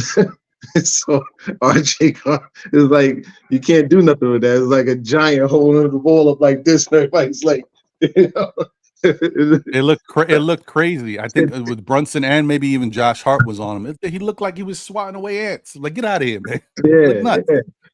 But I don't know. The defense is, like I said, the defense. If everybody else don't play defense, is all for nothing, because that means it had to get Mitch out there to guard the perimeter, and it's I don't know. Thibs he need to make some adjustments or something, because it's not working. And now, or currently now, what are we now on defense as a team? We're what, 5 or not even 5? Actually, you know what? Can you let me look that up? You can continue. Go ahead, brother. So, I think we need to do something fast. I'm not saying we're in panic mode, but when we're going against teams that's over 500, our defense looks real shabby. It is what it is, And if you're a team that shoots threes, it's a wrap. Everybody knows the plans for us, So we got to do something fast. I mean, putting DiVincenzo in, for Grimes, I mean, that's a small adjustment, but I mean, we got to see how this works in the next game against the Pacers, because that's going to be another challenge. Wiz, what do you think about the defense, and keep in mind that these matchups? Wiz. Wiz looks like he's frozen there. He's really deep in thought. No, he's not moving. I think he's frozen. So go ahead, Double A. What's your thoughts on the defense? Well, I think the turnovers haven't helped either, because when your ball is turned over, you don't have a chance to set your defense. You know what I mean? You can't set your people can't be in a place, but it's just certain things, players getting back, players hustling. That has a lot to do with it. But when you're going against, for instance, Boston, their backcourt was 6'5", 6'5". Both Holiday and Jones were both 6'5" guards. You got Brunson trying to shoot over these guys. Now you got KP, who's 7'3". He's trying to shoot over him too. So it don't help. And your offense too controls your defense, because if you're hitting shots, you got a chance to get back, set up, get your defense in place. If you're turning the ball over, or if you're taking long threes, and everybody knows you take a long three, you get the long rebound, and boom, you're off to the races. But the point is man, we're bad. We're 3 on 5 on offense, and we're worse on defense. Like Kareem said, man, a lot of people have asked, if Mitchell Robinson's supposed to be this great guy, why hasn't he made any defensive teams, or why he hasn't led the league in block? Man, he's not only guarding his man, he's guarding everybody else's man. You know what I mean? You can't put it on him. He can't guard 5 dudes. And it all comes down to roster construction. We do have talented guys, but other teams have guys that are talented. Like, for instance, Holiday, he's not only a talented defensive player, he's a good offensive player too. Tatum is a good offensive player, but he's a good defense player. They got all around players. We got these one-dimensional guys. I mean, Randall, great offensive player, of course, but he's lousy on defense. Barrett is lousy on defense. Brunson is lousy on defense. So that's the whole desperation. And if you got that going on, man, you're in a bad way. And like I said, we look good when we play these sub 500 teams, and when the team is off. That seems to be the only way we're beating these teams that are, equal to us or ahead of us, or just below us, is they're not hitting their shot, and that's a crutch. And then we're set up to succeed, getting the rebound, and because that's our game. But if the other team is hitting that offensive, that outside shot, we're toast, because we just can't defend it. We can't defend a 3-point shot. We can't. Yeah, I mean, you're not wrong. We don't, even when we try to defend it, we don't do good at it. So you're right. And JJ says, once again, I feel we're too unathletic and slow-footed to rotate the 3-point shooters. I think that's part of the issue, and that very well may be. Now, it makes you wonder, though, because Josh Hart is not super athletic, but he has enough athleticism to rebound over other bigs, right? He has enough athleticism to get to the paint. As far as his first step, his quickness, that's why he's able to get past guys in transition, right? That's one. Donte DiVincenzo, we know he's athletic. We've seen his first step. We know he can get where he needs to go. We've seen him soar over other guys on the team to grab a rebound. And we know he moves, right? So even when Josh Hart and Donte DiVincenzo are out there at the same time, right? I don't think that's the case for them when they're out there together. But I just think it goes back to Thibodeau's defensive schemes. Like we talked about this for many years now. His way of playing defense, that's how it is. He leaves that shot vulnerable, and then when he doesn't make the proper adjustments to shut that down, because I think maybe he just feels like we're gonna get killed on the inside, on the interior. I don't know what it is, to be honest. I'm not in his mind. I don't know. He goes with his style and he sticks to it. But I'm just telling you guys, our defense is still very good. But when it comes to playing certain teams with this type of matchup, we're gonna struggle. We're gonna have this issue. And remember, there's not a lot of teams that can do this to us. We don't have that same issue with every team that we play. Like even when it comes to Joel Embiid, like in Philadelphia, we don't have to deal with this as much as Porzingis, or even with Brook Lopez, because Joel Embiid can stretch the floor too, but it's just he plays a little differently. He does like to get inside and do what he got to do there, but he will stretch it, but not as it's not the same thing. So sometimes it's just certain matchups. Karl Anthony Towns is another one too. So I just want to say, like, it's not every team; it's just certain teams. And even with Denver is another team that we would have to run into the same problem with, because you don't know what Jokic can do. But notice how I'm mentioning some of the best teams in the league, and these are all the most talented bigs. Even Brook's not a superstar anymore, but don't forget, at one time Brook was the man. Brook He was the still can dude. play. He can still play, but Brook was the dude. So he's blocking shots, and he's playing his role. He's doing what he's supposed to do. We have trouble, and it's also another common denominator, Ron, is that the long, tall teams. They're the ones, and unfortunately, that's where the league is going. We were talking about that beginning. That's where the league is going. Right. Your championship team had a front line of 7 feet, 6'10" and 6'10". Yep. The average team, and you're going to keep running into that. I mean, yesterday, people are getting on Josh Hart, but man, Josh Hart is not playing Josh Hart position. You know what I mean? Yesterday, he's banged with 6'10", 250 some pound Hartford. What's he supposed to do with that? And then people, he's stealing money or whatever. That's not his game, man. His game is playing the passing lanes and getting rebounds and hustling, moving the ball up the court, Although I will still say though, guys, I'm sorry, man. What's going on? I pulled into my garage and welcome back. The little honeydews. Yeah. So I'm still in the mist trying to hide from her right now. I'm trying to hide from her. That's why. Oh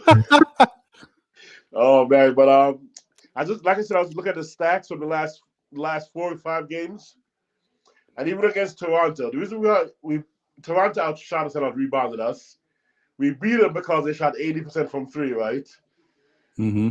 But they're not long. They're not that long. Well, they're longer than us a little bit, but not real long. I mean, but Phoenix game also. I think did KD play the game against us with Phoenix? I'm not sure it did, but again, No. I think No, he didn't play. He didn't play. I think he didn't play, and Beal didn't play.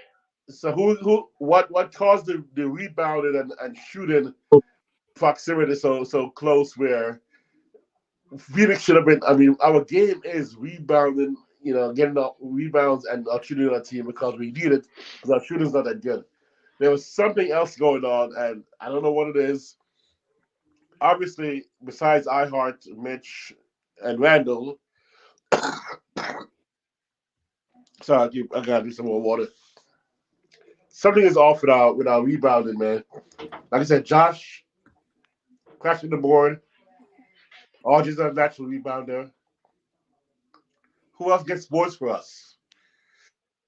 Well, outside of Mitch, Randall, and Josh, and quickly sometimes cleans up on what he sees around Well, him. Hartenstein had 16 last night. Yeah. Brunson. Let me see here. Yeah, I don't know. The Phoenix game, I just want to look at the Phoenix game because you brought it up, Wiz. I look at the Phoenix game as more of an aberration. You know what I mean? Like, that's not standard, right? That doesn't happen all the time. They had some guys who were really playing with some fire. Jordan Goodwin had 7 rebounds. Drew Eubanks came in and got 6, but he could rebound. But Keita Bates-Diop had 7 rebounds, and Nurkic, who's a good rebounder, he had 10. So guys like Eubanks and Nurkic, I like both of them for what they do. Those guys can rebound the ball, but what they got from Goodwin, you don't see that all the time. Diop rebounding, like I honestly, let's not forget the Knicks in that game, in that first half, played like trash. Like, really let Phoenix get going. They didn't have the same energy or the same heart. Phoenix looked like they wanted to win a basketball game. The Knicks just looked like they were coasting. I don't know what they were doing until the second half when they tried to turn it on, right? Because really, everybody points to that game and says, oh, look at the defense RJ played or Randall played closing out on Devin Booker. Listen, stop it, okay? Why is he on Devin Booker? Yeah, but RJ was on Devin Booker, right? And he ran him to the side, and then Randall was supposed to come over to help. He got there a little late, but it doesn't matter. Devin Booker shot a fall away 3. I mean, come on, man. What are you gonna do with that? You can't stop that. But Ron, we called the timeout, right? We had a timeout. Well, Phoenix had a timeout. Thibs had a chance to set the defense the way he wanted to. Okay, what is Julius Randle and RJ Barrett doing in the game when you just need one stop to win? But hold on, Double A, because we got to be, if it's good for the goose, it's good for the gander. You know what I mean? You remember that back in the day. Yeah. RJ is the same player that when the Knicks played my. I see you, Double A. RJ is the same player. Remember that a couple years ago when Jason Tatum had the final shot of the game, RJ stepped up and played good defense, and Jason Tatum didn't get a good look at the shot. But we know that was aberration. That was aberration. Well, hold on. RJ is the same player that, remember when the Knicks played the Bulls early last year, when DeRozan had the final shot of the game, RJ took him to the same spot where DeRozan went. It's just, same spot where Booker went. It's just DeRozan's shot was more inside. It wasn't it wasn't a fall away 3. And RJ played fantastic defense on him. He didn't get a good look. He missed a shot. One more. RJ is the same guy who just played Miami this year when Jimmy Butler got a good look at the basket, but RJ's hand was right in his face and played good defense. So RJ wasn't the problem on that play. It's just Booker made a shot that you can't defend because falling away in the air, going towards the sideline, you're not defending that. I don't care who you are. So that wasn't about RJ. That was about the Knicks. If you got a smaller, faster player, if I was the coach of the Knicks that day, Booker wouldn't have smelled the ball. I'd have did everything needing to do to make Booker not be the one to beat me. Somebody else would have had to beat me. But the problem with that, though, Double A too, is like when you over pursue a player, you leave somebody open for something backdoor. Like that's what does happen, and so it's a little dangerous to keep the ball out of the guy's hands. If you can, great, but if you can't, now it's about what's your next point of action.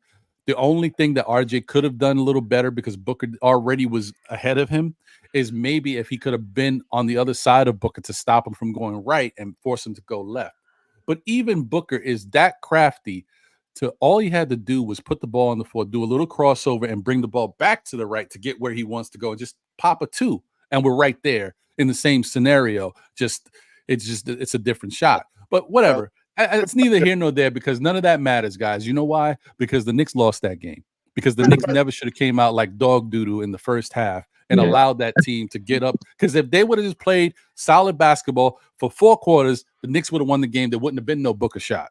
So we should have won the game basically because they had no Bradley Beal and they had no Kevin Durant. Right. Now, if they had Kevin Durant, it would have been a lot uglier. But it wouldn't have took overtime shot.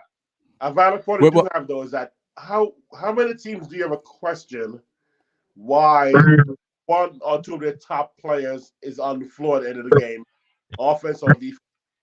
How many winning teams do you ever question that and go, oh, man, why was RJ there? Why was Randall there? Why was Brunson there? It's so rare to hear that question being asked of top teams. Of course, it's a violent scenario with the Knicks, with Brunson maybe, because I want to know who the other 3 guys were, because I think RJ and Randall, I don't think we can question having them on that floor at the time because they are stars. But the other 3 guys, was there Grimes in the game? Should iHeart or... Well, no, Grimes wasn't out there. Right. IQ. So the question is, why are we asking questions about 2 of our top players being in the game at the end of the game?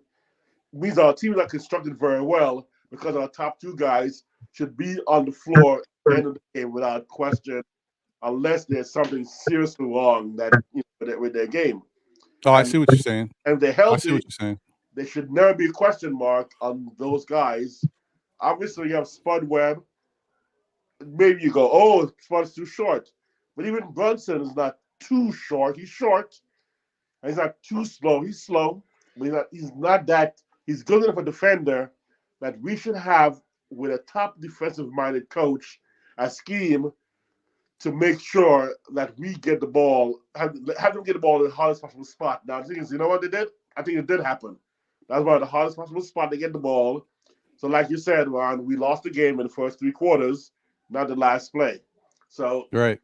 That was a different one. That's. I'm gonna get over to Kareem because I know he wanted to say something. But yeah, I mean, once again, guys, that last play once again does not matter because it should have never got to that point. The Knicks should have easily won this game. Phoenix was shorthanded, and even though you got Booker out there, the Knicks had a better, more talented overall squad. We should have beat them if we did. If we just played like we cared in the first half, we could have won the game. But we got to that point, and it is what it is. But I just want to throw that out there once again. Just go back. If you got the game saved or you could pull it up on the internet, just go back and look at the last shot. Just look at where Booker's taking the ball. Look at where he's in the air falling away. Who is going to block? And Booker practices that shot because I watch him when he's doing the off-season stuff. He does that stuff. You ain't stopping that. It's just, should it go in all the time? No, but this is one of those days. Kareem, go ahead, brother. What were you going to say? I was just going to say we have a history of letting teams giving the team confidence on the games that we should have won, and they do it time and time again. They always seem disinterested in playing, and the other team is just playing like crap, but somehow, some way, they end up winning, and then some unknown player is like the player of the game. You know what I'm saying? And that's why we lost that Phoenix game, because everybody contributed, and like I said, we just play up to their level instead of playing to our level, or else we would have won the game. Right. And you know what? That goes back to, once again, even look at last night, man. Look at last night. If you want to point to something that happened last night and say, this is why we lost, you could point to a whole bunch of different things. But really, when it comes down to it, man, no, I need something. I know, like me. Okay. 5 years too cool for us, man. It's too cool for 5 years too cool for us. Yeah. Man, wrong. Yeah. Okay, we're good. If you just look at the box score, if someone didn't even know what was going on, say you worked the double shift, man, I'm so tired. What happened with my Knicks? Look at the box score. What? Derek White had 30 points. What in the hell is going on? Right there is already like, what are we doing here? You mean on a team with Tatum, Brown, Porzingis, Drew Holiday, Derek White put up 30 points. What are we doing? No, that's an issue. And that's the reason why I say, as good as the Knicks can possibly be, when they play a team like Boston, and I said it before, Boston is the team that scares me. They just got so many weapons over there. Imagine trying to play good defense. And the Knicks weren't horrible on certain players, but overall they weren't good enough. They just didn't have enough to stop all of these weapons. Porzingis pulling Mitch out, so the guys have no help in the interior. Jaylen Brown, they were playing pretty good defense on Jaylen Brown. They started off playing pretty good defense on Tatum. Even Tatum hit 2 threes to get himself going. There was somebody right there for those 2 threes, but he's Tatum, right? But you trying to worry about those guys and stop Porzingis, and then the Derrick Roses are killing you. Drew Holiday's just being solid, just hitting a key 2 whenever they need a bat. Like, you can't stop all of that. And this is the problem with the Knicks team, where you could say, okay, we don't have enough talent, but we're talking about one of the best, most talented teams in the league. Not everybody's going to be able to put this together. So the Knicks are in a situation where just when you go up against a team like this, it's just going to look bad sometimes. You just hope that the Knicks on a given night, they just bring their best possible basketball game and they can hold their own to stay in the game late and possibly have a chance to win. But the Boston's just better than us. It is You what see it the is. smoke coming out of my ears. I know you don't want to hear ears. this. I know. You know why? You know why? We could have made the moves Boston made this offseason. We could have got KP. We could have got Drew Holiday. We didn't. That's the difference between winning and losing. That's the difference between winning and losing. Imagine Holiday and KP on the Knicks playing with Brunson. But even forget about KP. How many of you guys were against getting Drew? I was begging, we got to get Drew, not just because he's good for us, but we got to block Boston and man from going getting him. I was for getting Drew for the reasons of the chess move of blocking them from getting him, then having him on our team to help develop our player with his experience and his championship, pedigree. I wanted Drew for those reasons alone. And that's 3 reasons alone that right away, defense, leadership, and make sure Boston and Miami don't get him. Because once those guys got him, it right away elevated both of them to championship potential. And Boston right away became favorites in the East. So people are against getting Drew Holiday. Whatever it was, age, I don't know what the factors were. They want to see what Grimes can do. I don't know who it was. But I was like, yo, let's go get him, man, because we got to stop Boston getting him. Because Boston gets him, and they're all healthy this postseason. That's a team to beat. That's a team to beat. Come him alone. Yeah. I just want to say before we continue, shout out to Greg. Appreciate you, my brother. Thank you for being here. He says Booker is way better than all those players you mentioned, Ron. That is the difference. Yeah, technically that is the difference. Like if you see, this is my whole thing about superstar players is you got to worry about them when the game is close. Right? Because they're the difference makers. When the game is close and it's coming down to the wire and now it's crunch time, you need big shots here.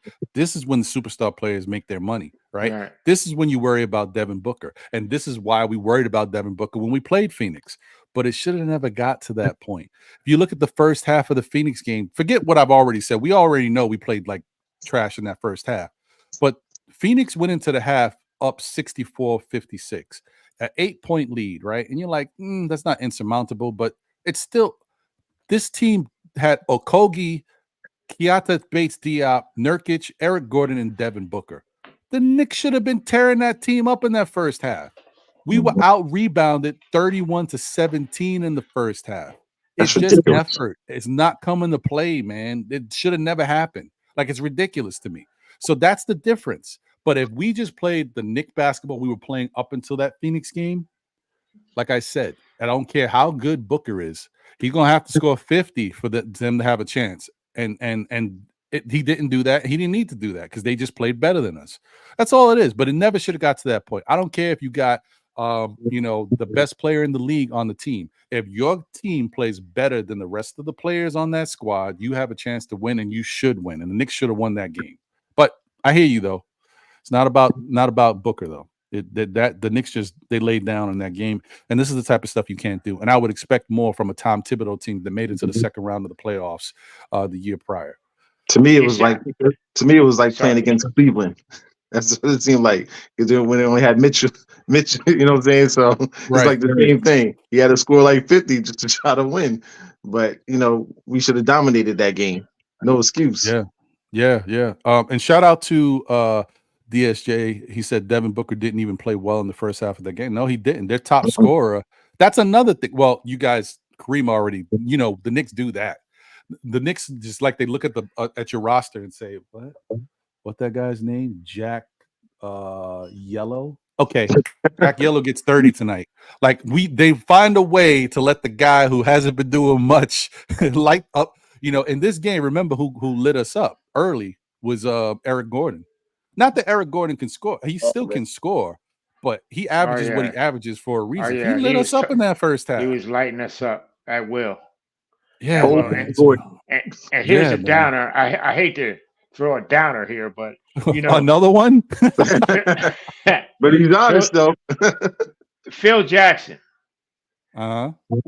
Where we made a mistake, right? The Knicks let him draft, so he picked. I forgot he picked Nikina over Spider and all them guys. Okay, we let him do that, but we didn't let him do the trade that he wanted to do. And had we let him do it, because remember he wanted to trade Porzingis when Porzingis didn't come to the exit interview.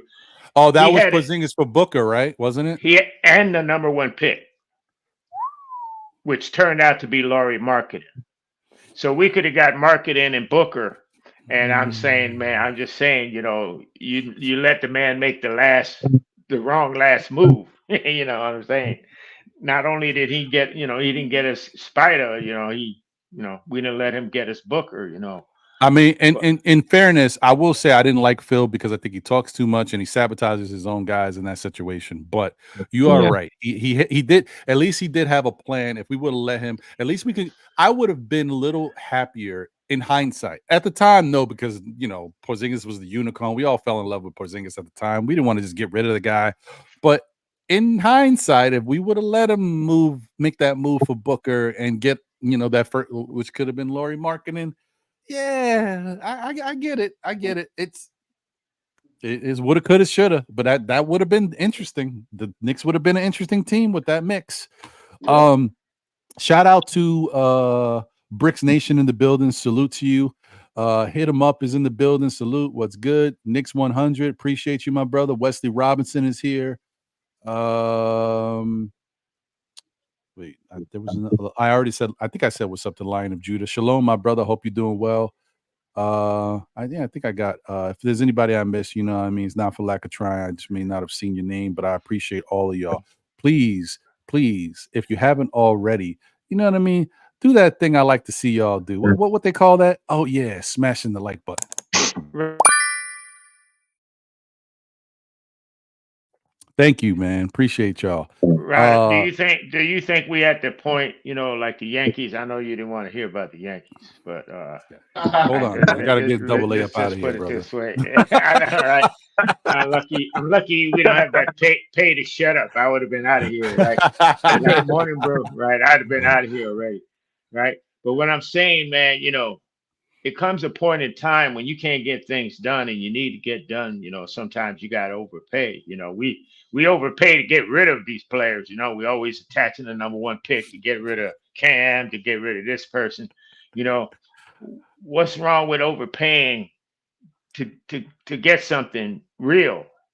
You know what I mean? It beats drawing blanks like we're doing. We're shooting blanks when it comes to getting that big star that they're always talking about, promising us this.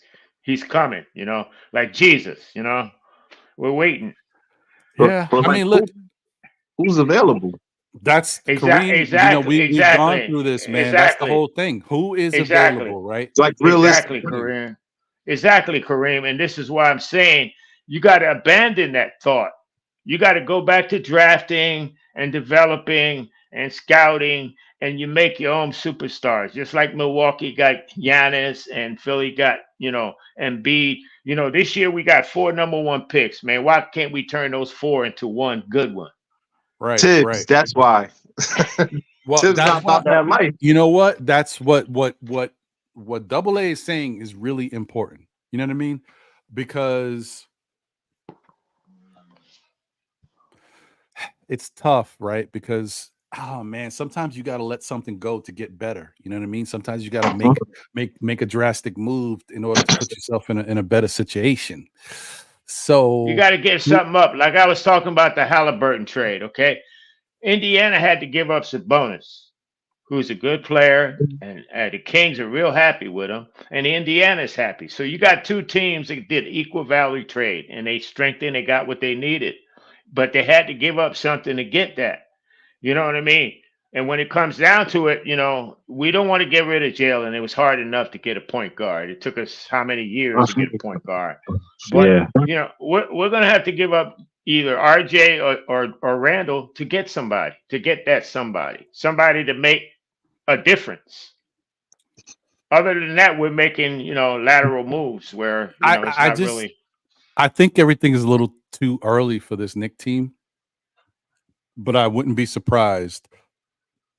The Knicks are trying to make whatever they can out of what they got, right? They're trying to put together as the best possible team they can for this year to see if we can kind of catch a little lightning in a bottle and just make a run. And then who knows what happens once you get in the playoffs? Ask Miami.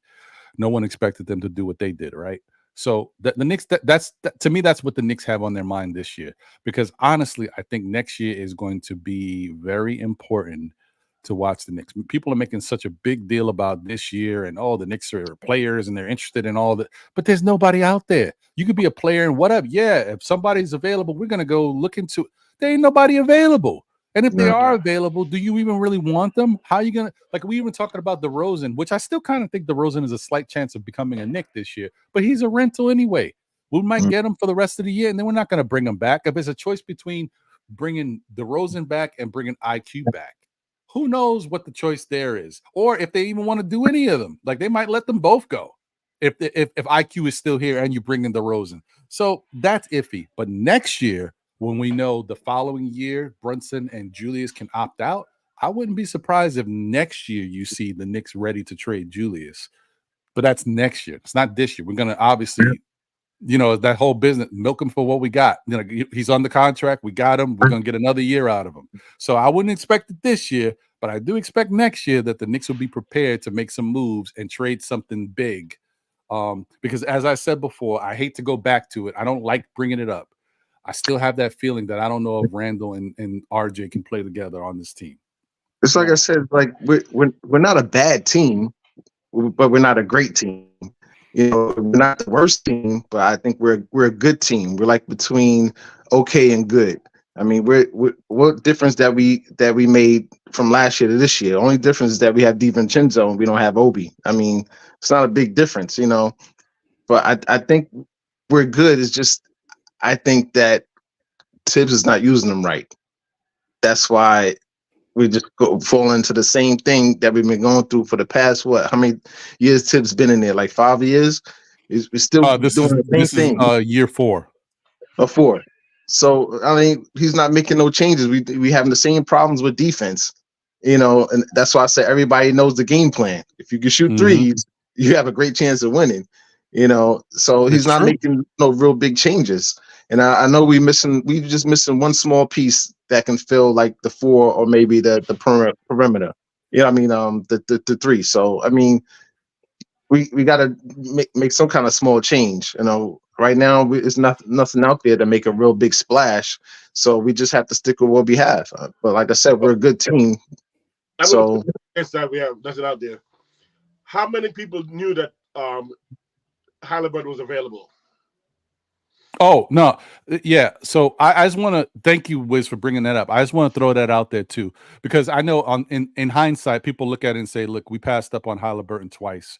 No, we really passed up on him once. That second time around, if you guys can go back and remember, sometimes I know we forget nobody knew Halliburton was available. If you remember when Sacramento was trading, the talk was the Sacramento was willing to give up De'Aaron Fox, and Yeah, that's why he was on Fox. the Knicks' radar, and the Right. Knicks were looking to possibly, get De'Aaron Fox. And some people thought it might happen. That might be something that the Knicks look to do, right? And then it went from De'Aaron Fox to the other point guard that they drafted.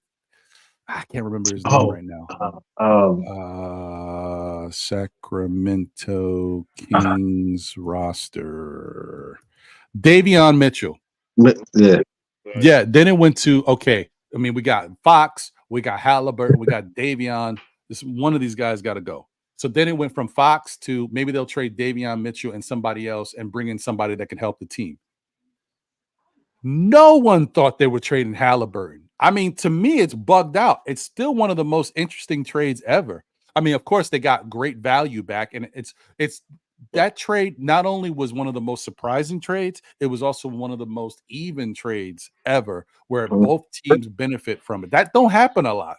So that was a wild one, man, and no one saw that coming. Believe me, I'm sure Leon in the front office, Steve Mills and Scott Perry and James Dolan, they were all like throwing everything around the room, like, what?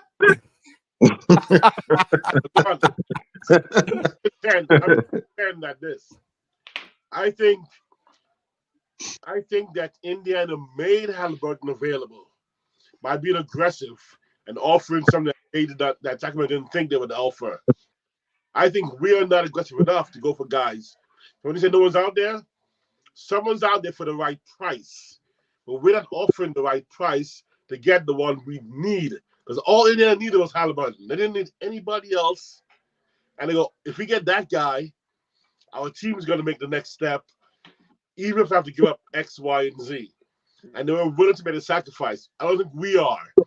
I think we are in love with the guys we have, front office I'm talking about, and coach. And we're not willing to give up Randall RJ to get a Fox, to get a, I don't want to go to Minnesota because they're doing too well right now. Let's forget about Minnesota. But we got sometimes go, you know what? It doesn't seem like a fair trade because even Halliburton at the time didn't seem like, because Fox is really good. And giving up Fox and keeping Halliburton and Fox, either one of those guys that are on their team, they're stars. They're both stars. Halliburton is going to the next level, even above where Fox, I think, could. But I still think Fox is the man. I mean, Fox's game was, like, to me, brilliant. Clutch. He's long. He's athletic. I mean, Halliburton just has done something this year. He's gone a step above I thought he could go. But I just think there's a couple players out there that we're just not willing to make the sacrifice, which could mean what could look like we messed up our core and our chemistry. And it could be exactly the right move we need to mess our core and chemistry up, make a better core and chemistry. But it's a big risk. And you know that risk averse, David, about our front office, it's a big risk. And they haven't made one risky move yet. Yeah. But, the other thing, Wiz, don't forget, man, like people talk about it, and there's some truth to it. I don't want to make a big deal about it, but there's some truth there. The Knick tax, man. When the Knicks are trying to get somebody, they always want to make the Knicks come out of pocket with more than we need to give up compared to other teams because this is a big market. New York, we're $1 billion, $3 billion plus franchise. Think about it, and I'm not saying but just think about it overall, right? Sacramento's trading with Indiana, right? Indiana's giving them Sabonis. But he's going to Sacramento. Sacramento's not great. He might do some things well over there, but you ain't got to worry about them. Like, if we get good, we ain't got to worry about meeting Sacramento in the finals. Flip side, Sacramento's like, oh, we send Halliburton to Indiana, but Indiana's got a lot of work to do to get good. So, like, those are the type of things that play into a trade too. Like, you're on two different conferences, but still, you're like, well, all right. I mean, I'm not going to regret it one day. I'm like, oh, they're a juggernaut now. Why would I make that trade for them? You know what I mean? So with the Knicks, right now, the Knicks are I think a lot of people know. That's why they keep saying it. The Knicks are 1 star away from really making a difference. And so other teams, I don't think it's that either, but other teams look at that and say, well, you know what? Do I really want to make the Knicks better? And if I do make the Knicks better, I got to get something out of here. And remember, it's about the talent. If the talent ain't good enough for us, you're trading with another team, but you don't know if they want your talent either. Like if they're not good over there, why I'm going to bring them here and I'm going to be in the same situation.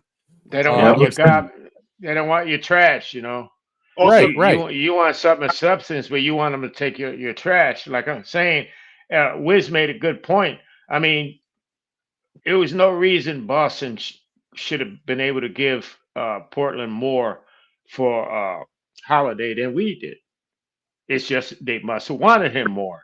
They must have, they wanted him bad. And Holiday, I think, would have made a big difference in our lineup next to Brunson. I think there'd have been a big difference in Boston's lineup not having him there. I think without him there, Boston would be number 2, number 3. I think Milwaukee still be ahead of them. But you see what they did. They traded their guard, right? That was their all defensive player. They traded to him because they wanted to get somebody, right? And so they knew they need to make up for that. So they went out and they got Holiday. Because everybody knew once they got rid of what's his name, they were gonna Smart. Once they got rid of Smart. Marcus Smart. Marcus Smart. Once they got rid of Smart, their defense was going to be a lot worse than it was last year. But what they did is they jumped on Holiday, and they are where they are. But what I'm saying, they addressed their weaknesses.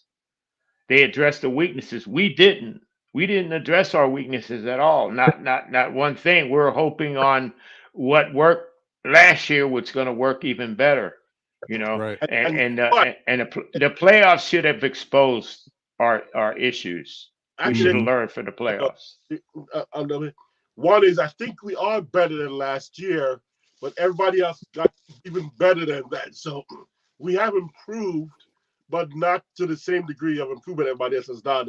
So we are better. So that's the comfort zone we're in. We're in the comfort zone of we get a little bit better. We're better than last year, but we need to be much better than last year. The other factor I think is one. I mean, I know there are things against us. A big factor is Leon Rose. I mean, he's been CAA president of CAA for so many years. How many guys have we screwed over? How many? No, I mean, yeah, that's true. That now they're like payback is we're not going to help you make get any better. You actually robbed us so many years with the deals you've done with us that I'm not going to. I think Pelinka had the same batch started Pelinka when he first started out. Agents becoming GMs and president operation is actually a pathway that has never been explored that much in the past. And maybe the current GMs and president operations are like, we can't have some other guy just coming from that way, coming to our territory and take it over like that. So there could be a pushback on that. Yeah. No, that's true, Wiz. There's something to that. That's real life stuff. That makes sense because as an agent, some agents are cutthroat, and he has one of the biggest agencies in the world. You know what I mean? Well, in sports, and there was some stuff that has happened. There's already rumors out there that he's burned certain people. You already know that the infighting between Clutch and CAA, that's big because they obviously been cutthroat against each other. So there's a lot going on with that too, and that does affect. That's the trade-off. That's why I said it's like a good and a bad thing of bringing in somebody who used to be an agent to help run your team. Because if you're Rob Pelinka, who apparently has much better relationships throughout his time being an agent and transitioning, people respect Rob Pelinka and they want to deal with those guys in the lake. Like, I don't know. It's just different. I think it's a Rich Paul LeBron connection. That could be very true because they do run the league. Paul is steering guys over there, just like that was a blatant Anthony Davis. I mean, come on, man. You get to a team and you trade half of your players for one guy, and that guy all of a sudden he just wants to go to LA. I just want to go to LA. I won't play for anybody but LA. It's connections, man. Right. And like they're talking about this guy from the Bulls. That I really don't want him, Levine, because I don't really think he does it for us either, Levine. But here they're saying they're saying Rich Paul is blocking him from even thinking about going. To New York.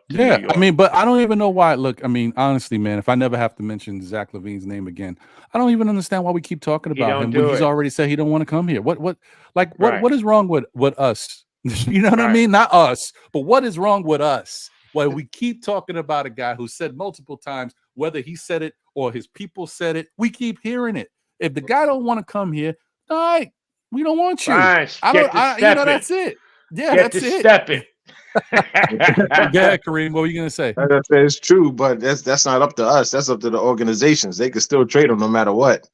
True, but if you're the Knicks, right? My whole thing is I've got guys over here that I feel like we need something a little better, right? And he's a player that gives us what we think we need. But if he don't want to be here, why would we bring a guy from a situation to our situation that he doesn't want to be here? Are we going to get the best out of that player that he's going to be stuck here where he doesn't want to be? Like, this doesn't make sense to me. The point is to get better, not to bring somebody here who's going to make us as bad as we are now or even worse. Like, what are we doing? All right, but whatever. Forget that. So Dwayne Dennis said, hey, Ron, how do the Pacers know he was available? These guys make a lot of money. It's their job to know, inquire, investigate. They need to be proactive, inquisitive when trying to build that. Well, this was simple. Sacramento went to the Pacers and said, hey, what would you give us for Halliburton? Exactly. That's how you know. That's why nobody else knew, because Sacramento was saying, listen, we thought we were going to move De'Aaron. We talked with De'Aaron or De'Aaron's people. We value De'Aaron. We think he still needs to be here. He's our guy. We'll trade Halliburton. They go to whoever they want to go with the best possible opportunity. Like, what do we want? Man, this team needs a Sabonis. We need a starting power forward. They go to Indiana and bring it up, and that's how it happens. We had two of them. We could have given one up. Yeah, Devin Smart. You didn't hear about him yet, Kevin Middleton. He is an incredible defender who shoots great from the perimeter in Phoenix. He plays great defense, and he's Devin Booker and Marcus Smart together. Devin Smart. Okay. All right. So enough about this, guys, because the Knicks defense is the Knicks defense, but I think it'll be fine. I just think the two matchups we just faced were two of the worst possible matchups, and we played two of the best possible teams in the league. So don't go too crazy about it. It's something we got to get right, but I think we will. The next game, I think you're going to see a difference. Quentin Grimes to the bench, folks. Donte gets the start, but who looked better? Okay, here it is. Here's the elephant in the room once again. You know the conversation has been on and ongoing. Here we go again, right? Now let's just talk about this real quick. As we look at the game, you know what I mean? We look at the game. You guys know what happened. You saw it. Quentin Grimes finished with 13 points. He played 19 minutes, 5 of 10 shooting. He shot 50%. He was 3 of 7 from 3. He shot 42%. He had 2 assists and 1 rebound. But immediately we moved him to the bench. He had 13 points. He looked a lot more productive. Okay, well, listen, Grimes, you got to step up and be assertive, and this is what you want to be on this team. You got to show it to us. Fine. I would say that Quentin Grimes did enough to say he gets the assertive look for at least this one game, right? Then you say, well, Donte DiVincenzo, let's put him in the starting lineup because we know what he can do, and that's going to make us run. Donte plays 22 minutes, 2 of 6 from the field, 33%, 2 of 5 from 3, 40%, finishes with 4 rebounds, 2 assists, and 6 points.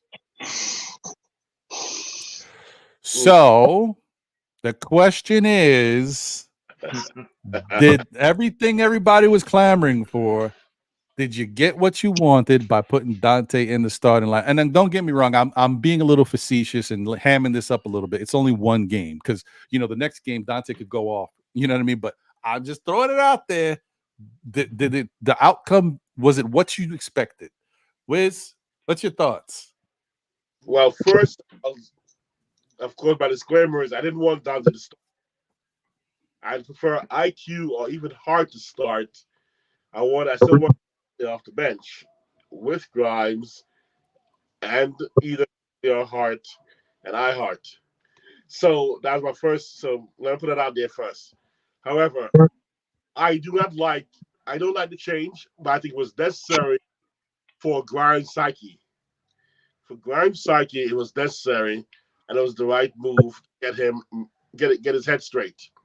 So I think it was successful in that regard. I think Donte will overcome his initial shell shock of being in that lineup and realizing that he is actually Grimes, the 4th option in a front line that does not have, that has no play set for him. And in fact, he's a guy who just may get the ball after Randall dribbles, Brunson dribbles the ball there, and maybe with RJ, he may get the last shot. And he's got to find a way to adjust to that.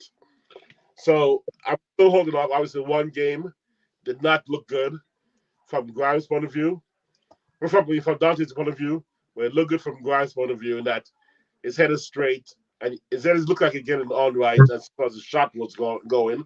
But even his ball rotation was better in his shooting. So I feel better about that. That's a decent step.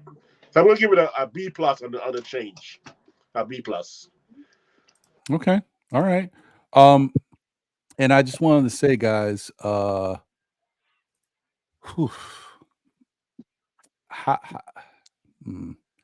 whole thing here is, you know, when you think about what has taken place, when Donte did start before and he looked pretty good when he was out there, remember, he was making up for something. We were missing something. You know what I mean? We didn't have RJ. Right. So he was making up for RJ and RJ's usage. But this is the question that I was trying to kind of get out there and say when it comes to this. Do I understand that he just looks better when it comes to his overall play? But yeah, he's feeling good. He's a professional veteran type player, a young veteran, and he knows how to play on these different teams with all these type of players. He's a good fit for that style of play, knowing that, hey, I may not be the number one, the number two, the number three option. I just fit my role. Grimes is a young player still trying to figure out who he is in the NBA and on this Knicks team. But here's the thing. When the RJ is going well and he's out there, and Jalen Brunson is Jalen Brunson, and you know Julius Randle's been playing much better lately offensively, where is anybody else going to get a chance to really do anything? That's the problem. When RJ is going well, Brunson's going to do what Brunson does, and Julius is actually playing well. There's no shots for anybody else, really. So it comes back to, how can DiVincenzo really get off and get a flow?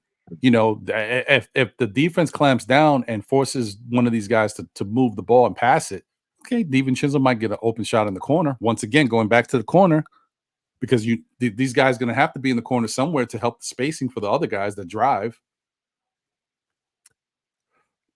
DiVincenzo is going to wind up being in the same position, because regardless of how we look at it, number one option to me is Jalen Brunson. Number two option, Julius Randle. Number three is RJ Barrett. It's going to filter through those three guys before anybody else matters. All right. And so I don't care who we got. That shooting guard spot, unless we make a change to the dynamic of this team, that's how it's going to go. And that shooting guard spot is going to be limited. And the only thing that can stop that from happening is if whoever plays that shooting guard spot just is hot. And that could be DiVincenzo, that could be Grimes. You come out, hit your first three, right? Okay, all right, we see you. Something comes down, you know, they're running the play, the defense clamps down, they got to move the ball. It's like 5 seconds on the shot clock. They're going to kick it out to the corner again. You hit your second three in a row. Now the team is like, okay, maybe he's got it going. Maybe you get another shot and you knock that down and you're fuego. So then that person can eat. Then the team says, okay, we got to start trying to look for that guy. But if you just don't have it because you haven't got the flow yet and you missed that first shot, you may get a second shot. You missed that second shot. You'd be lucky if you're going to see the ball again. Now, all those other three guys is definitely going to keep doing their thing before they got to pass it to you. That's going to happen to anybody. So that's all I'm saying. When people were saying it, I'm just like, I don't know if that's the best idea. Sometimes in the starting lineup, you need a guy who's just going to go out there and play defense and maybe knock it down when it's open. But if you got somebody who has a little bit more offensive versatility and you put them in a spot where now they're on a team where they're going to get minimal touches in the starting lineup, whereas on the bench, they can get more touches and be more useful. That's why I said I thought having DiVincenzo on the bench was a little better because he can do more. But I understand that people think like maybe moving Grimes to the bench allows his game to open up. Like DiVincenzo will find his way. So if you're going to just take the sacrifice that DiVincenzo will just find his way and do what he's got to do, but this helps Grimes overall, then I'm okay with it. I'm just saying don't expect miracles to see DiVincenzo all of a sudden averaging like 12 to 15 points for us from the starting lineup. It ain't going to happen. It's not going to happen. He might get a game or two that he does well, but Don't expect too much from him in that unit with those guys. Double A, what's your thoughts on DiVincenzo in the starting unit? Well, we forgot one big point.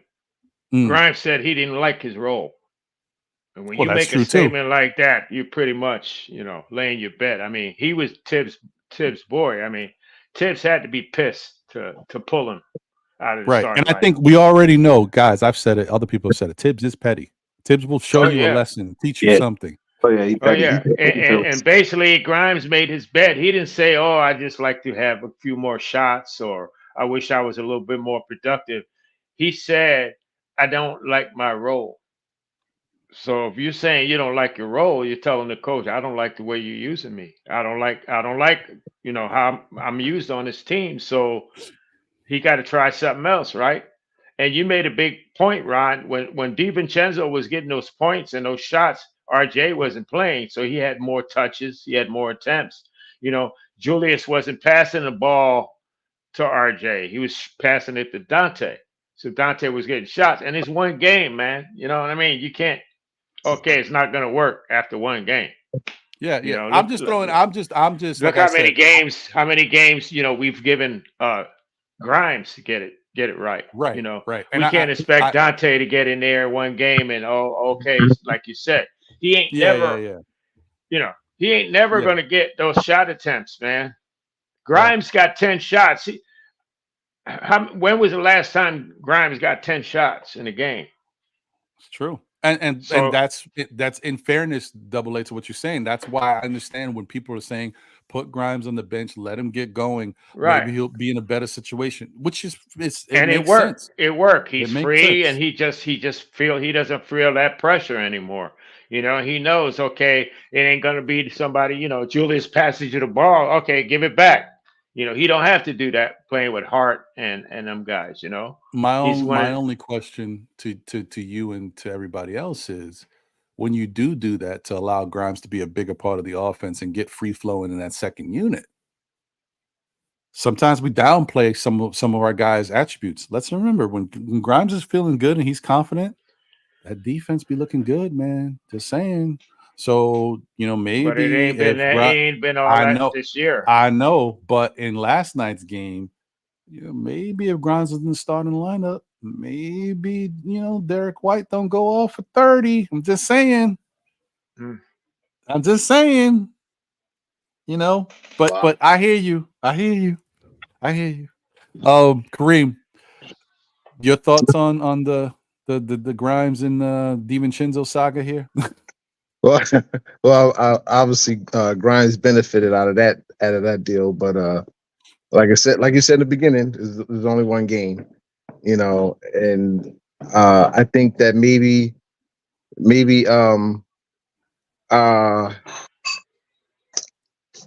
Grimes should start coming off the bench. I don't know if this is just a one-time thing or it's going to be permanent, but I think maybe Grimes should come off the bench because he plays better with the secondary team. And DiVincenzo, he has the experience. He's been to several teams, so he's saying he has that ability to the play or starting on a role on a team. So I give him that, and I think that him playing with Brunson, that's a familiar for him. So I think they'll mesh well. And yes, Randall will feed DiVincenzo because I think that he trusts him more. So because he's a vet, a young vet.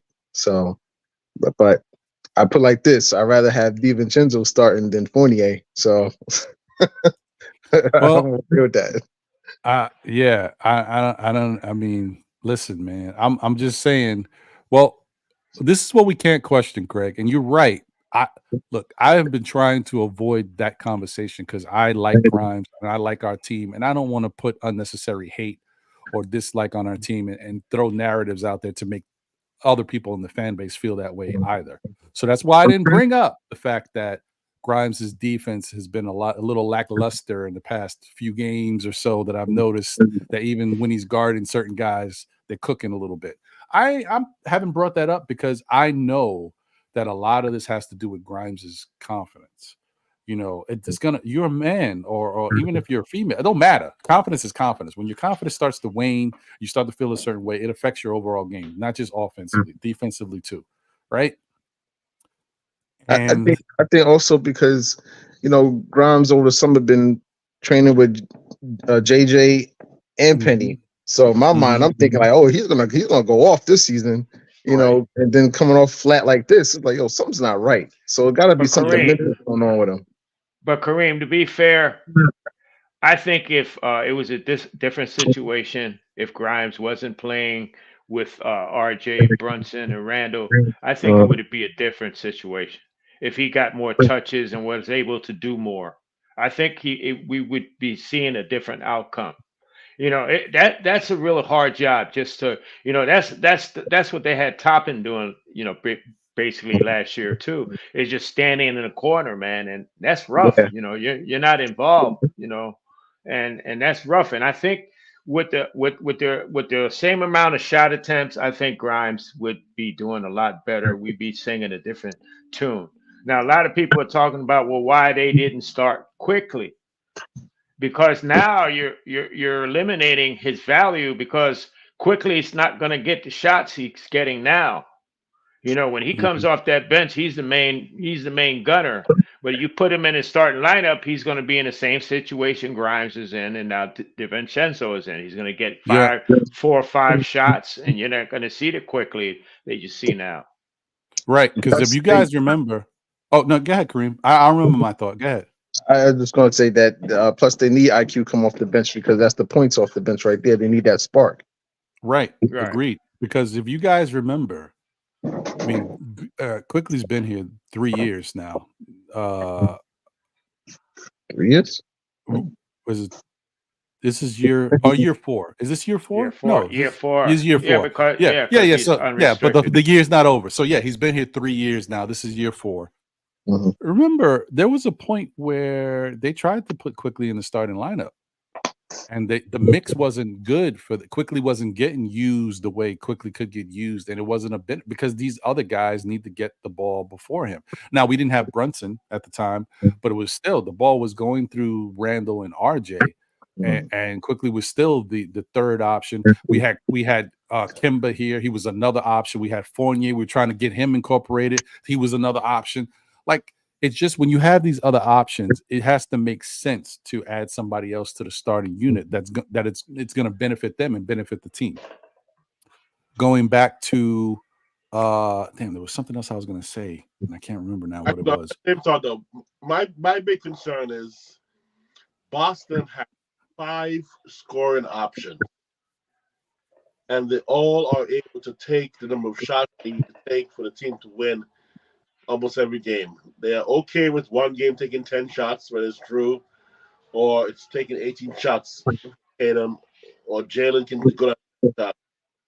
Why can't we find a way to spread our shooting the same way in that? And we only need to go about 4 guys, not 5 guys, 4 guys, because Mitch is not going to get his shots.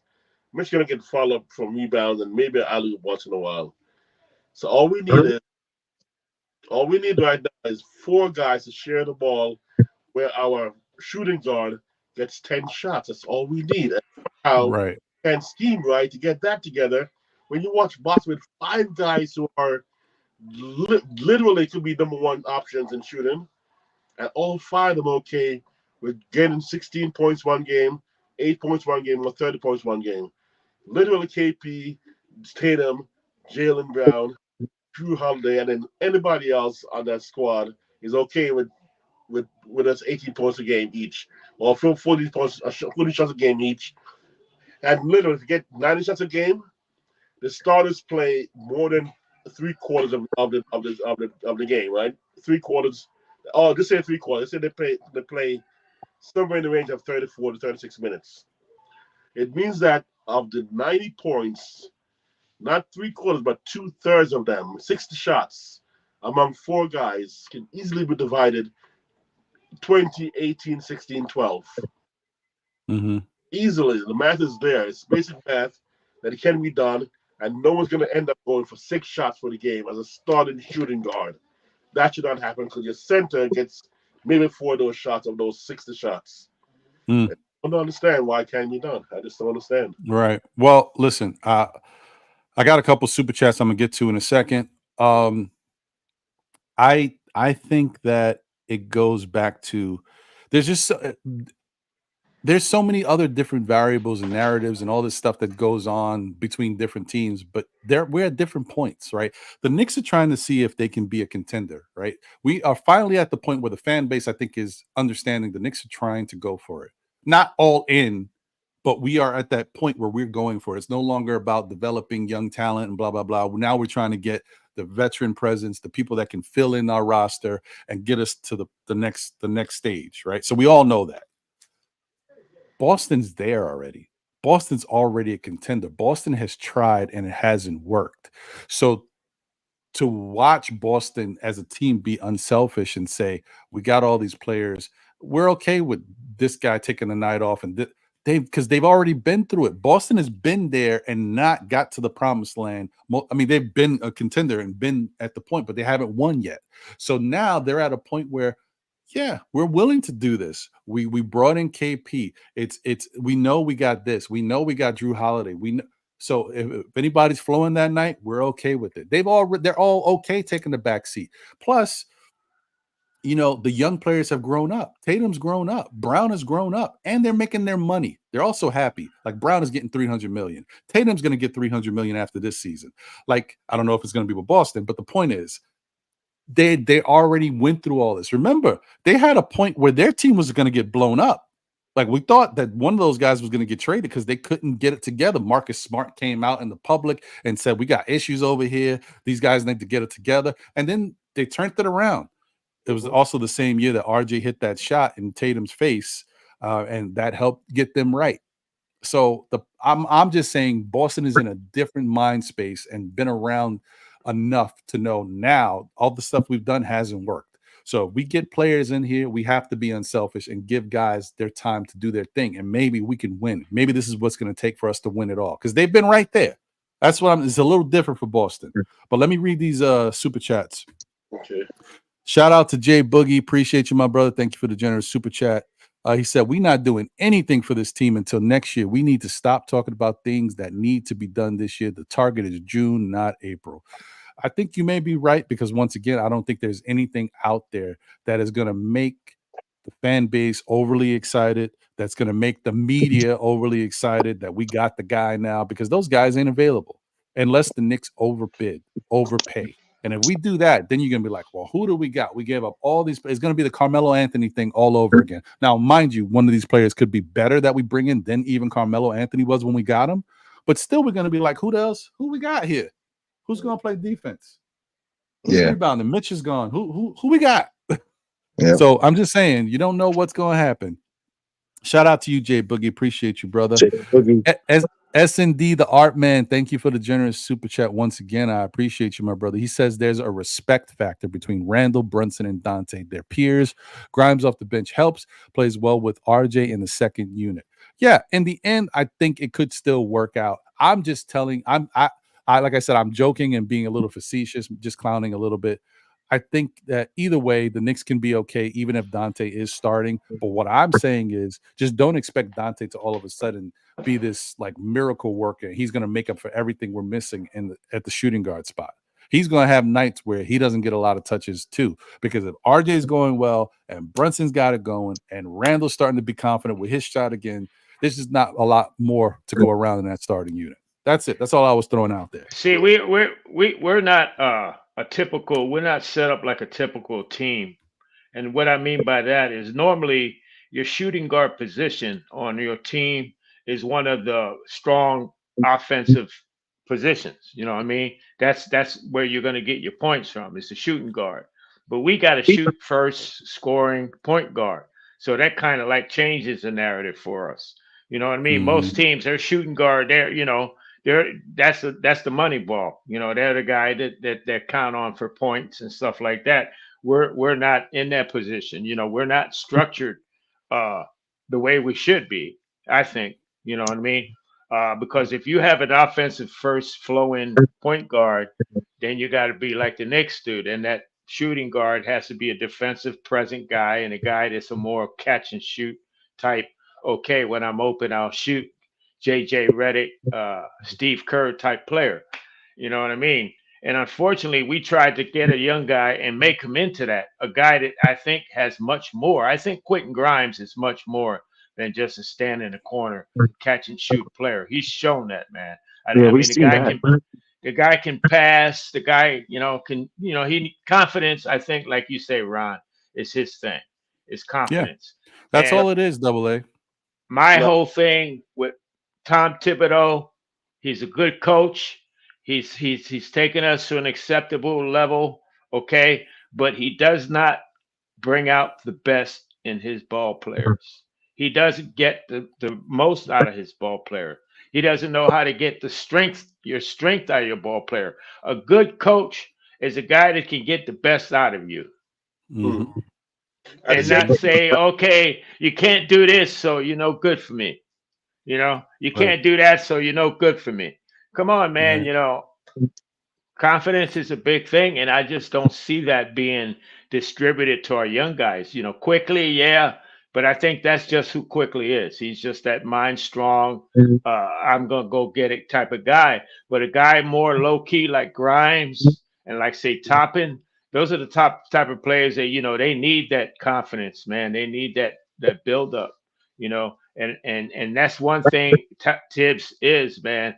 If he don't like you as a player or whatever, he just won't play you and he just won't have use for you. And that's wrong, because what that does is it devalues you. You All right. become worthless. You become Cam Reddish. You become Obi Toppin. Fournier. You become Fournier. You become worthless. I pushed Ron about Boston blowing up earlier. Part reason was they have guys whose ceilings are so high. Jaylen Brown, Tatum, and even Smart, their ceilings are so high that they know that what they're worth and what they can do. I don't think we have those kind of players right now. I mean, maybe No. Brunson close to it right now, but so that means they didn't have to be as humble as we should be. In that we should be sharing the ball, where they go, Jaylen Brown would be like, I could be number one somewhere else. I don't think RJ truly, if he really watches himself right now, is saying that. I know Grimes is not saying that. But the thing, Wiz, is I think, like, I hear you what you're saying. It's true. Like, but that's why I say the Boston and Knicks dynamic is different. They got young budding star players that they're two-way players. They both play defense. But they just have so much over that they've tasted what success looks like for a while now. And they're trying to get to that next level. But they've also tasted defeat and failure. Both those star players over there have been the guy. A couple years ago, Tatum went off in the playoffs, but he couldn't get them to the promised land alone, right? There was, something else that was missing, right? The next year, Tatum struggled, and Brown went off in the playoffs, but he didn't do enough and didn't have enough for them to get over the hump. Last year, Brown struggled in the playoffs, right? So it's like a combination, like they've all been humbled. They see that it takes more to win it all. Like there's certain things that you're missing. You need it all and you have to be selfless. You have to play as a team and win as a team. I think Denver showed everybody, because that team is a good team, but they're a good team. It's not just, we know Jokic is an incredible player, the MVP, but they're a good team, right? And so that's what it takes sometimes to win this whole thing. And even Milwaukee is a good example too, because people talked about Giannis, who was incredible that year, but they won as a team. All those guys stepped up and played their role very well. So you need that whole team aspect. So watching what Boston's doing, Boston's like any given night, anybody else can get theirs, and they're still blowing teams out. You know what I mean? They're good. So that's what I'm saying. The Knicks are not there yet. It's going to be, we already talked about how the Knicks have issues with their IQ sometimes out there on the court. They don't make the right moves. They don't play for each other the way they should at sometimes. They start first half of ball games and they don't come out the way they should, or they come out in the third quarter of games and we don't know what the hell they're doing. The Knicks suffered another bad third quarter against Boston. Like, you can't play a good team and have a bad quarter in the third, especially. You guys remember 3 years ago? Oh yeah. And then it carried into 2 years ago. Last year we cleaned it up. 3 years ago and then 2 years ago, our third quarters were nightmares. We used to get smoked in the third quarter. That everybody's like, "Oh, it's the third quarter." We'd be up by 20. We'd be up by 20 points or something at halftime, and then come out and get smoked. Oh my God, it's ridiculous. I mean, you remember the Brooklyn game. You remember the Brooklyn Nets. That was on national TV, man. Ooh, we was up by 20-something points, and we blew it. So how much of that coaching is a coach part of that responsibility? We know that's the coach, but the thing is we're happy with the success we've had the last few years that we haven't had. So Thibs gets a pass from a lot of people, but I'm on the mindset, man. I look at the long game. I look at, okay, what's going on behind the shadows. Yeah, you got your starting five, man, but it's more to that than that. Like I said, the way you get a superstar is homegrown, man. You draft and develop, and most good teams, you see that they still got, some good young players that are on the come up on their squad. They don't only have the starters, they have the young guys on the come up, and we're the only ones that just for some reason we got this tunnel vision. Well, when it comes to the third, hold on one second, Wiz. I'll let you go. I was just gonna say, when it comes to the third quarter, in my opinion, this is where when people say that we lack talent, this is where I can say they're right. When it comes to these third quarters, and it's not that we don't have talented guys. We got talented guys. But to avoid stuff like this, when this third quarter stuff happens, you might say the Knicks got to focus and clamp down on defense. Yeah, I mean, of course, they got to do that no matter what. It takes a lot out of you to do that, though, to stop a team, especially a really highly skilled offensive team, to just stop them from what they're doing. Sometimes you could do your best. You ain't going to stop these talented players. The Celtics have 4 guys that are super talented over there.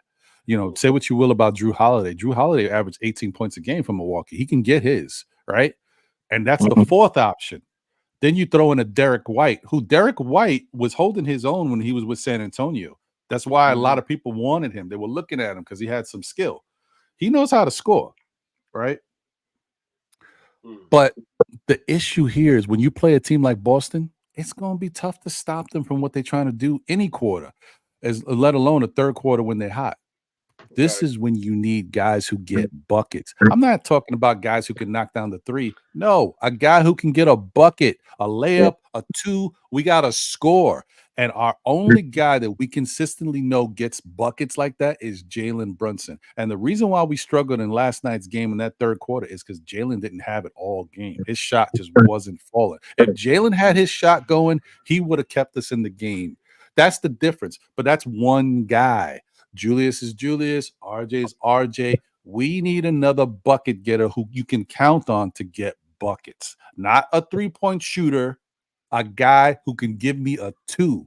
When the other team is trying to break away and pull away, I need this guy to come down and give us that 2 to keep us in the game. This is one of the main things I loved about Jalen Brunson. If you guys remember when I was talking about it last year, the one thing I love about Jalen Brunson is that he sees what the other team is doing and he says, nope, I got to score right now to keep us in this game. Or nope, they're trying to get back in the game. We can either put more pressure on them. He's that guy.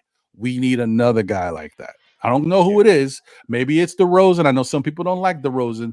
This year, he's having a little bit of an off year as opposed to how he's been in the past. We just need a guy who can get 2. Let's get 2. I don't care about 3. How much of a factor do you guys think that not just the talents we're missing, but the fact that we have 0 players 30 and above in our rotation that can wait, say that again, Wiz. 0 players that what? 30 or over in our rotation. No one. Oh, so you mean are we struggling because we don't have that veteran leadership?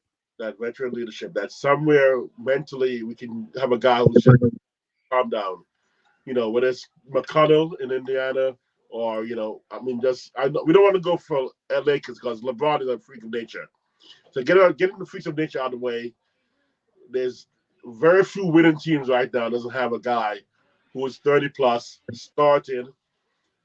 And as well, one guy 30 plus in the secondary team, second team that can go in there with the squad and go, yo, yo, let's bring it down. Somehow, this in-game coaching, in-game manager, that Sark can bring the guys to go, okay, guys, we just give us 6 straight points. And of course, I'm going to say, yeah, coach is a big factor that you start the third and 1 6 straight off of you, and you can't find a way to just knock a bucket down talent to a certain extent, but also find a way, we got to get a stop just to get the guy head straight. Because Thibs not going to time out right away sometimes. He's going to let it run and go, oh, they'll get it together. Then we're down, then 12 straight points go. And now we're down by 40. And all of a sudden we're like, oh, man, okay, timeout. What's going on? How much of the fact is that no one with that experience? Our most experienced player is Julius Randle, who emotionally, I'm not going to try to judge him psychologically, but Sama's not the kind of guy who calms us down. Brunson is our leader who's going to calm us down. He's 26, right? So the second time starting, a second-year starter, basically, is the guy who will calm us down, bring us together. Come on, man, let's go. Is that a factor? Well, I think that that's it. So could you always use a veteran presence on your team? Yeah, I think it always helps, right? But in this instance, this Knicks team has kind of grown together for the most part. We got the same type of players that have been here since they got drafted or however we got them. And I feel like at this point, they have been around veteran presences. Mitch was here. This is his 5th year, right? Or 6th year? 6th year. Yep. Like he's been here with Taj Gibson. He's been here with Derrick Rose. Like those guys have been in his ear for a lot of his time here. And the same goes for some of the other guys we got on this team. I think Mitch understands what needs to be done. I think Mitch has improved, and you just look at him out there on the court, like he's much more vocal. He's sending guys in certain directions. Last night I watched him again. He was going to help on another side. He sent I forgot if it was Donte or Grimes or somebody. He pointed him over there. And like he knows what's going on the court. So as far as what's happening, I don't think that's the issue for a lot of the guys on this team. I think even though we're a young team, we're a little older and we've been here, to see things through and get some advice from some of these guys like Taj and Rose. I think at this point, it's all about the personnel. I don't think I was upset with Mitch. I thought in the Milwaukee game, Mitch played terrible. I thought in the Milwaukee game, IQ was terrible, right? And that was big for a game that when you're playing a game, a team to a standstill where it's like 72-70 or whatever it was at the half, you're like, we need something else. Something's missing here. So if any one of these guys, if Mitch would have stepped up and did something different, or if IQ would have came in and gave us something different, that might have been the difference for the Knicks. Don't know. It didn't happen, right? Then you go into last night's game, and Mitch didn't play terrible, but he wasn't great because he wasn't in position to be great because the Knicks are lacking something. The Knicks need to stop. Let's just stop doing stuff a certain way. We need to build this team for what we're missing that's going to help us. We need a backup power forward. I don't know where you're going to get it from, but we need one. So at the trade deadline, or if it happens sooner, because that's the problem. I don't think anything's going to really happen until we get closer to that trade deadline, which sucks. But we got to get a backup power forward. We need it. We just need it. Okay, it makes sense. It gives us more size, and we need to get a 3-and-D type dude in here. He don't have to be a lockdown guy. We all want the lockdown guy, but we need something. You know what I mean? Right. Another person who we can count on. I'm not even so sold on the 3-and-D. Give me a D-and-2, a guy who can knock down a 2, man. Get me points. Yep. We just need guys who can score and play defense, because you can never have too much of that, right? With size, of course. We don't want another 6'4" guy. We got too many of those. And I think that is going to help the Knicks team more than anything else, just to be able to match up with these teams that give us matchup issues. We still haven't really got the feel of Orlando yet. We're gonna start facing Orlando. We're gonna start being like, oh man, this is a matchup problem.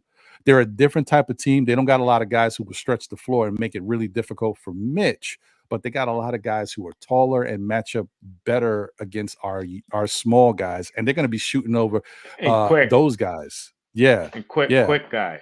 They got a lot of fast guys. Correct. Wagner's fast. They got a lot. Pablo's Yeah. fast. So it's going to be tough. It's going to be tough, but we got to figure out a way to get things done. I think we'll be okay. Sorry, I think we'll be okay. No. I think we'll be okay. It's just that right now, I mean, we really want to get better. We're going to have to bring those type of guys in here. And if we was being real with ourselves, Knicks fans, nobody wants to say it because we like our players, right?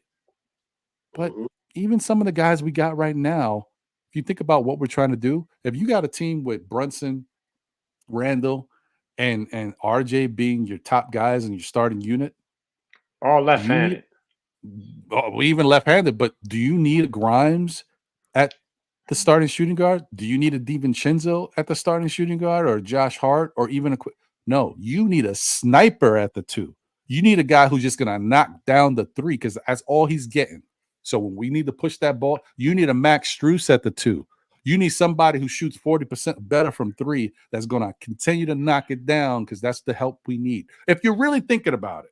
Because if these guys are going good, you don't want anybody else getting the ball in the starting unit. You want Brunson, Randall and RJ to do their thing. If they're going well, we're not complaining about that. But when the defense is trying to stop them from getting their shots off, we got to pass the ball.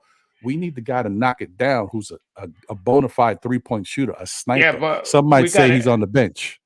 We got to keep him in practice, though, bro. You know what I'm saying? Some of what Grimes was saying was true with religion. Okay, you can't expect me not to have a shot for 3 quarters, and all of a sudden I get the pass, and I'm expected to hit that one shot. You got to keep him in practice. You're right. We need that shooting guard as a sniper, but we need him to get shot attempts. You know what's wrong with Brunson, Randall, and RJ each taking 3 or 4 less shots? So there's more balance. So whoever's playing shooting guard is getting those touches and getting those shot attempts. Because, man, you got to stay in practice. You know what I mean? You just can't. And even if we bring a guy in here like DeRozan, if we don't move RJ or Randall or Brunson to get him, we're in the same spot. DeMar DeRozan ain't going to come here and get 20 shots a game. And maybe he's not going to be effective as he can. And that nullifies the whole reason for us getting him. I think it's more our philosophy, Thibs' philosophy, his ISO heavy philosophy. He has control of that team. He's a coach. He can make it where they're sharing the ball, share the ball. We got to keep that guy Grimes in the game, or DiVincenzo, whoever. We got to keep just when you're off, we get it. We've had plenty of games where Brunson's had it, but RJ and Randall don't. Or Randall has it and RJ don't have it, or Brunson is so. We have plenty of those games. Well, but when you got more guys involved in the offense and more guys involved in the team, then you have options, and it ain't so glaring. You know what I'm saying? Then Grimes can step up. Okay, he can go from taking 10 shots to 15 shots, but you can't go from taking 1 shot to taking 15 shots. Because you're just not used to it. And that's the whole thing. We don't have that traditional 5-man lineup, starting 5, where that shooting guard, he's the sniper. And I'm 100%, you're right, Ron. That's our Achilles heel. We don't have that sniper as shooting guard. We don't have that guy that you have to guard. You got to double. Because it starts on the perimeter. I think that's why they messed up. I can inform you. If they can shut down your perimeter game, you're done. You're right, Kareem. That's where they messed up. But we're here now, so how do we get out of it? I mean, obviously they haven't been able to move forward. I like a small move. I like that Bulls move for DeRozan, but I'd like to expand it a little more and add a couple of players and maybe get that guy Williams, the backup power forward, the guy that came out of college, highly rated for defense. He's about 6'8", 6'9". He'd be perfect. He's in a position that he come on our team. He can play 14, 15 minutes and give Randall, that spell so we don't burn him out. And we can give him time to get back on his game. That helps us 2 ways. If he comes with us and start doing work, He gives us insurance for that next year when Randall can walk. And now we have options. If Williams comes here and becomes that good power forward and starts doing work for us, now we got options. Randall can't hold us hostage, and that's all we got. We got to overpay this guy because we got no other options. Right. So and I know I'd Knicks 100. Knicks 100 was saying that's their starter. Would they be willing But they're to give gonna him up? break it up. But But they're gonna bust it up. they might blow it up over there. So they might be willing. I mean, he's still a young guy, so they could build with him, but they might be willing to make certain moves because they might want have to quickly. They might want to quickly or somebody. I don't want to lose quickly for nothing, man. Right. That'd be disastrous, brother. I don't know, man. I don't know what's going on with this team, so I can't say exactly what I think they're going to do. And I'm on the fence. I've been feeling a certain way about Quickly that I think the Knicks are going to bring him back or try to pay him, but I never know, man. The Knicks move the way they move. Don't know. And then he has a game. Then he has a game like he did in that game against Milwaukee, which was like a playoff type game where he didn't show up again. He didn't look good there. Yeah, I know. I hear you. Let me see if I can answer a couple of these questions that people put before. We might have moved on a little bit, but I still want to try to be fair to them since I did star them. This one we passed it, but we can go back to it a little bit. Dwayne Dennis had said before, do we all still think that RJ Barrett and Quentin Grimes and Emmanuel Quickly are untouchable in a trade to acquire a superstar? Well, hold on. Actually, that's not. I'm gonna come right back to that because that's fine. This one. Silk Sutton said, question of the day, is it the system or the players? Donte and Robinson had 6 shot attempts. That's Grimes' numbers as a starter. So I think we kind of addressed it a little bit. But yeah, it goes back to the system has a lot to do with it. No matter who you put in that lineup, we already kind of talked about it. Donte was doing well because he was making up for RJ being out. So he got some of those RJ touches. But when RJ is healthy and he's actually out there contributing, because last couple games, say what you will, RJ has put up some decent numbers. Last night, I think he had 23. Yeah, and he had could have had more. Last night. He could have had more. He set him. I don't understand that. Oh, we're gonna get to that. Forgot about. Thank you. That's the next thing on the list. So I think in that case, the system does have a lot to do with it, Silk, and so that was an issue. That the Knicks are going to have to figure out the best way to use. And Donte now is more work for Donte. Now Donte, depending on how long this is going to go, he's got to figure out, okay, how do I change up my role and fit in with the starters? Okay, I know that these guys are going to get the ball. How do I complement these guys? What can I do here to help them? And that is a role player. That's what a role player is supposed to do. And Dante's smart enough, a good journeyman, been on good teams. He knows how to fit into those roles. So I expect that he'll be better and can contribute more going forward. Back to that first question from Dwayne Dennis. Okay, so do we all still think that RJ Barrett, Quentin Grimes, and Emmanuel Quickly are untouchable in a trade to acquire a superstar? I don't think that those guys are untouchable. If I'm being real, honestly, I think none of those guys in the Knicks are untouchable except for Jalen Brunson. And I know people are still like, well, Jalen Brunson's not perfect. Really, nobody should be untouchable depending on who you're bringing in. As I said before, many times before, when it comes to these type of players, to me, Jalen Brunson is the difference maker that these players are missing. So even if you go out and bring in a Joel Embiid, you bring in a Cat, or bring in, I don't know, whatever other star player you can think, Donovan Mitchell, whoever, those players are missing a Jalen Brunson, in my opinion. So you can't trade Jalen Brunson. Jalen Brunson makes the difference. As I said before earlier, and I wasn't just trying to, say something to big up Brunson. You put Jalen Brunson on Philadelphia right now with that same team, that team is out of here. That's a problem right there. Now, they may still struggle against a team like Boston because Boston is really good, but they're going to be a problem. And they might be able to surprise some teams, and you never know what can happen with that team. But Embiid is missing a Brunson, in my opinion. But what do you guys think? Kareem, what do you think about this? Do you think RJ Barrett, Quentin Grimes, and Quickly are untouchable in a trade to acquire a superstar? Yeah, I agree. I think Brunson's the only one that's untouchable. Everybody else, if you're getting somebody that's a bona fide star, then yeah, I'll say yes. What you think, Wiz? Yeah, that's the easy one. take the word super off, I still say yes. They're expendable for star. So definitely for superstar, all expendable. Brunson, you'd have to give me a pack that include like Halliburton and the star to replace Brunson. Just a straight star would be tough for me. So Brunson will want to come this close to untouchable was anybody in the next team. But everybody else, bye bye. Yeah. What about you? And let me just say, I even though I say Brunson is untouchable, right now I could tell you the only guy in my mind that I would trade Brunson for would be Doncic. I I'll take Doncic for Brunson. I'm sorry. Yeah, send him back to Dallas so if Mark Cuban could be happy about selling the team and whatever the hell he's doing. Yeah, bring Doncic here. I'm doing it. But go ahead, Double A. What's your thought, brother? Well, no, I don't think they're untouchable. I don't think we can afford to label anybody untouchable except for Jalen. And the only trade I'd make for Jalen, which would be the only way I think we would ever sniff close to an Embiid trade, was because of his Villanova and Philly roots. If we traded Brunson to Philly in a package for Embiid, and that would only work for me if we can get Donovan. If I had Donovan and Embiid, I can do with losing Brunson. Okay, because I think that would be an unbelievable combination. But as far as Dwayne Double D's question, I think nobody's untouchable, man, except for Jalen. I mean, we worked too hard to finally get a point guard to give him away, and I think that's the basics for your team.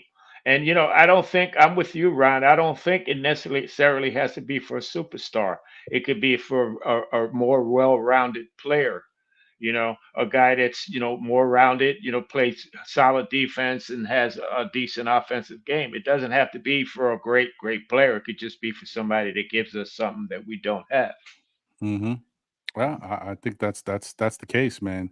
It's all about building up the team, building the team. Like if you look at I mean, we're just being real. Look at Denver, for example. Denver has a superstar. And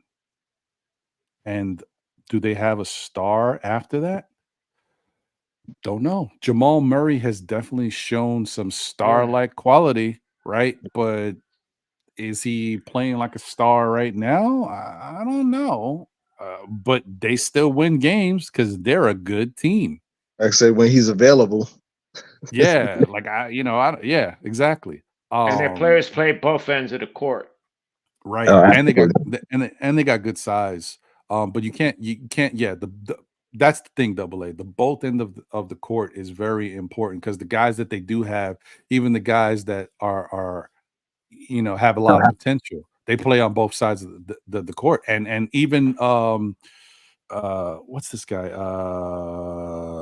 Kentavious Caldwell Pope is a really good defender. Like it's not like they just got a guy who played. Kentavious Caldwell Pope is a good defender, like really good. And And so was he's Brown. So was Brown, and they so lost was him Brown before in they the let him end. go. Yeah, And but Aaron like Gordon, man. Aaron he's a good Gordon. I player. mean, Good player. I don't know. All right, that's why I so don't think we need a star, man. A superstar is like everybody's been saying, and who's available? There's nobody available, so now you got to go back to the drawing board, and that's why I think the draft is very important. We got 4 number 1s this year. I would love for us to turn those 4 into a top one, a top 3 or 4 pick, and then let's get our superstar out of that. Let's draft. Let's use our heads for once. We've been mm, terrible. That's our Achilles heel, man. We've been terrible, except for the no brainers. We've been terrible in the draft. Terrible. Uh, let me. I got 2 more questions, and then we'll get out of here. Thank you guys for being here and rocking. It's always nice to be able to chop it up with you guys, and it's nice to see Kareem back on the show. It's always good, brother. Let me see here. Okay, so this fits. This kind of goes hand in hand into the next question. Oh, hold on. There we go.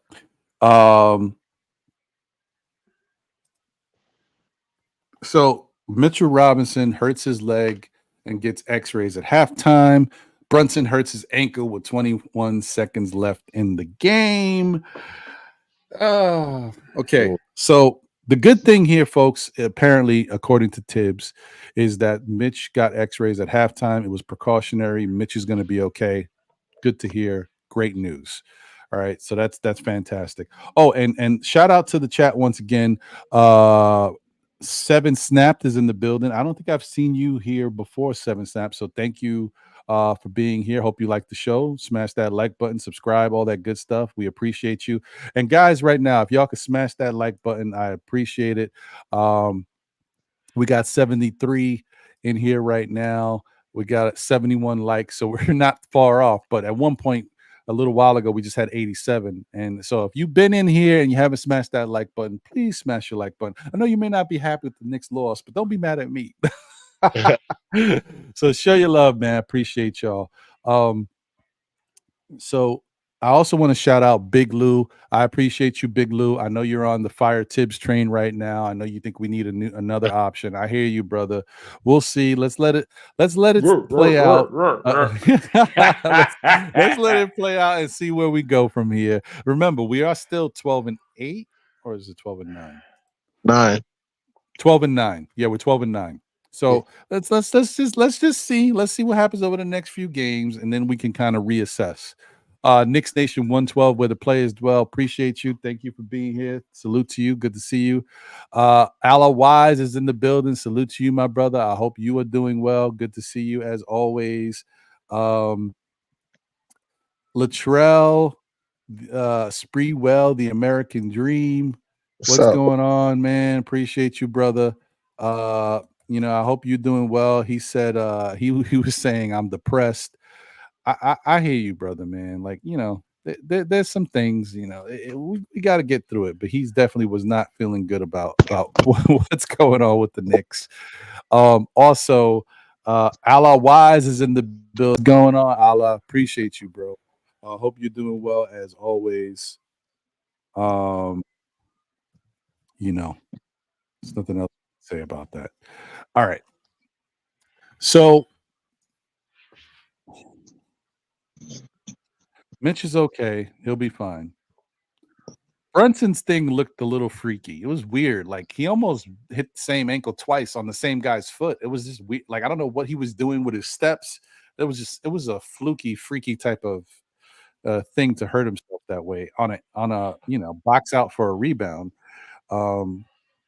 Freak accident. Yeah, but it goes back to, we already talked about it a little bit. Why the hell was he in the game? Knicks being down 10 or 12, whatever it was. They weren't going to win with 21 seconds left. They weren't even going to make a dent. Why is he still out there? Don't know. This is the same question we've had multiple times with some of our stars. The same question we had when RJ got hurt last year. Why was he out there? And, I don't know, man. I don't know. What do you guys think? Do you think, and Tatum was out there, and maybe another starter was out there, maybe Derek White was out there at the time. I don't know. But Tatum was definitely out there. In the interview, press interview? Right. They mentioned what he said, that he don't regret. Yeah. I think he said that, that they had a couple of their guys out there. But the game was out of hand, man. That's the thing. The game is out of hand. Like, what? And that's not the first time. It's not the first time. That's his MO. We've had games this year where we were blowing the other team out, and I'm like, what are these guys still on the court for? What is Brunson and Julius still on the court for? And the other team done took their starters out, but Thibs leaves our starting five in the game. Yep. I know. And we talked about that in the beginning of the season, Ron. We said, you look back to one of the first takes at the beginning of the season, and one of the things we were talking about is our fears of Thibs with Brunson's style, the way that Brunson plays, and Thibs' habit of killing his ball players, how that's a recipe for danger. And here we are. We don't know how long Brunson's going to be out. Man, if that guy, our ankle sprain can be a bitch. If he's especially out for a couple of weeks, if we out for a couple of weeks, I don't know where we going from there, bro. And Brunson's style of play, it reminds me of AI. he got that still style of play to where it's He's aware. taking charges and Yeah. falling on the ground. And come on, Jelly, you worth a lot more to us, bro, than that 2 points. You save us 2 points, but you out for 6, 7 games or whatever. That's detrimental. Yeah. I hear you. But I mean, that it don't make sense to me. You can't. I don't care. You can't tell me anything that makes it make sense. So, and to him, everybody's all right. Beginning of the season, poor Julius, he was getting crucified on this panel because we thought Julius was good to go. What Thibs say? Randall, he's good to go. He's good, and we knew, man, this guy wasn't looking the same, bro. He wasn't. And come to find out, the man is hurt. Last year in the playoffs, we crucified Randall. Guy ended up having to have surgery on his ankle at the end of the year, but he was getting crucified because Thibs is, I know it's something to not letting the other team, aware of this stuff, but man, you don't want to throw your players under the bus. You know what I mean? But according to Thibs, if you can breathe, you can walk, you can play. That's his philosophy, I mean, he killed Derrick Rose. He killed, a lot of players. Luol Deng. That's his MO, man. He's going to run you into the ground. He doesn't know any other way. Remember that time when we saw Kemba Walker in the interview that press was asking him about, a question about him playing? Yeah. He's going to play back to back. He's playing. Thibs gives no cares about anything. He don't care about nothing. No. Yeah, it's wild. Thibs is a wild guy, man. Soka is yours. Salute to you, man. Appreciate you. Thank you for being here. He said Leon Rose and team don't have it in them to make a blockbuster trade. Any big upgrade trade is a huge risk, plus an overpay with picks. Leon stockpile on picks, which honestly isn't worth anything. You may be right. We'll see what they do. Oh, and shout out to D Block. I'm sorry, my brother. I know I've seen you in here, and I didn't say what's up to you. D Block, appreciate you. I hope you're doing good. Thank you for being here and chopping it up with us. And 7 Snap had said something. Shout out to Vaughn Allen too. I don't know if I said Vaughn Allen before, but definitely not for lack of trying, man. I appreciate you, Vaughn. You know that already. 7 Snaps had said, how do you feel about keeping Donte as a starter and Grimes on the bench? Got in here late, so sorry if y'all already covered that. We did, but the summary is it's too early to kind of make a big deal about Donte starting. You got to give him some more time, just like we gave Grimes a lot of time so far to start the season as a starter. I don't know if Donte gets the same amount of time, but he definitely needs to get some more games in order to know if it's going to work or not. But I think it actually, in the end, I think it's going to be fine. I think it really does benefit Grimes more. I think Donte is a professional basketball player who knows how to play on different teams with star players. So I think he'll be fine. For Grimes, a young player who still needs to know who he is in this league, I think this benefits him more. So I think in the end, it was the right move at this point. The only thing that the Knicks have to figure out is if it is going to affect us on the defensive end from the starting point. Now, I'm not saying Dante's not a good defender. I will say this, guys, because I know it doesn't look like that right now. Right now, Donte and Grimes' defense looks even. But I said this before. It has a lot to do with Grimes' confidence. When Grimes is going well and his confidence is sky high, Grimes makes defensive plays that affect the game, like really big plays. Like, oh, man, you see the play Grimes made. Oh, Grimes does this. And Grimes, he gets into it and he gets into his defensive bag. Now, I'm not saying Donte hasn't made, like Donte will make the occasional steal or do some stuff that I'm like, okay, nice to see that.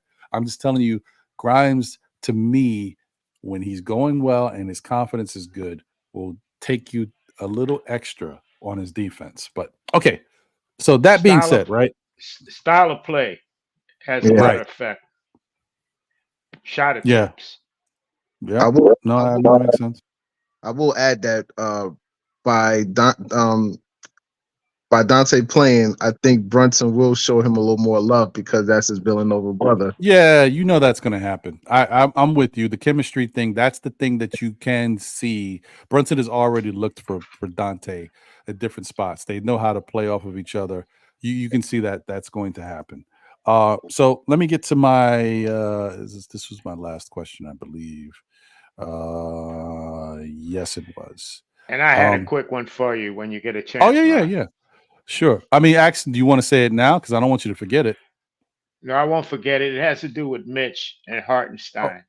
Okay, to me, I know Mitch brings so much on defense or whatever, but like I said, we do suffer playing 3-on-5 on on the offensive end, and just the way the Hartenstein has advanced, especially this year, man, he looks so good. He just looks. I think Thibs is starting to use him a little bit more like he was used with the Clippers, because the guy is an excellent passer. He's got the little bit of moves that he does, and he can get up and down the court, and he's shown that he can play defense. He can block some shots. So my question is, do you think our offense flows better with Hartenstein in there versus Mitch? Ooh. It's a good question. And if so, that gives us another positive trade chip that could possibly bring us somebody strong enough to make a difference for our team. Like I said, we got to trade from strength, and right now, we got to be creative, and I think that's one spot. I mean, Hartenstein, and we got to also think about it. Next year, he can walk, and the way he's playing now, somebody can snatch it from us and say, "Hey, automatic we starter. like you." He can definitely start. I will say, we tend to not give Thibs credit sometimes. We kind of pinpoint what he's doing wrong and kind of focus on that. But I will say Hartenstein is playing the way he's playing because he's in Thibodeau's system.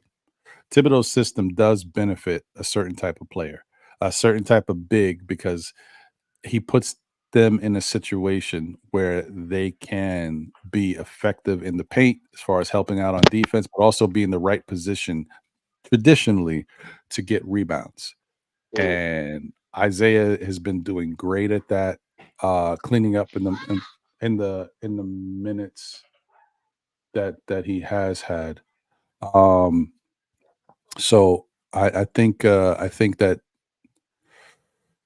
this is a tough one, because I don't necessarily know if Hartenstein goes somewhere else, if he's going to look as good as he's looking right now with the Knicks, to be honest. But you never know. He may tempt the market, and the Knicks may have to pony up in order to keep him, which is going to be tough. I've said this before, and I know it may not seem like it right now, especially in a game like last night when you see Hartenstein look like he played better. But let's not forget, Mitch did get hurt, right? So he did get hurt, and Mitch is, in fairness to Mitch played 18 minutes, almost 19 minutes. He had 10 points and 8 rebounds and 2 assists. So it's not like Mitch was playing bad last night. He just got hurt. He hurt himself, and then they did X-rays, and it was precautionary. Then we didn't see him. So Hartenstein looked better against Milwaukee, though. I think he did a better job. He was the one keeping us in the game, especially in that second quarter. I mean, he was dropping some passes and following some shots and stuff. Getting down. I hear you, Double. I just don't want to take anything away from Mitch, because 18 minutes, 10 points, 8 rebounds. That's not bad. No. You know what I mean? But yeah, Hartenstein looked great. He did a lot with his time. So I don't, I see where you're going, but what I've said before is that I just don't know what this Knicks team would be without Mitchell Robinson. If you get rid of Mitchell Robinson, you better bring in a stretch big who can score. They don't have to necessarily be the rebounder that Mitch is, but they got to be like a bona fide scorer type big who can stretch the floor in order to make up for what you're losing from Mitch, because Thibodeau's offense revolves around Mitch. Whether we want to, believe it or not or accept it, that's how he set this thing up. And so not having Mitch here would be a really big problem. And, what Mitch, the ground that he covers out there, it really is huge for the Knicks. And the offensive rebounding thing, like, that's our game. If we don't get rebounds, we are probably going to lose. Unless we're unconscious, unless we're hitting our shots. We saw that with Milwaukee. There was no rebounds to get because Milwaukee wasn't missing. We still out-rebounded them, though. I think the market right now for centers is slim pickings. Oh, yeah. It's true. That's true. why I'm saying you got to deal from strength. You know what I'm saying? You got to deal from strength. You want something, you got to give up something. You know, and if Hartenstein, his game is stepping up that way where we can trade Mitch, you know, Mitch will bring us something of value. You know, uh, but you know that's just hearsay. You know, just a thought. Thanks for the update, Silk. Yeah, that was I was expecting that. You know, good. All right, at least that's one thing off the board. I don't want to think about him. All right, so my last question. It's a question and a half, okay? Because I do want to just get your real quick take. I don't want to get too deep into it. I'm not going to do all that. With the next game we got, just what's your thoughts on how you feel like the Knicks are going to come out against them? But whatever. But this is the last real question.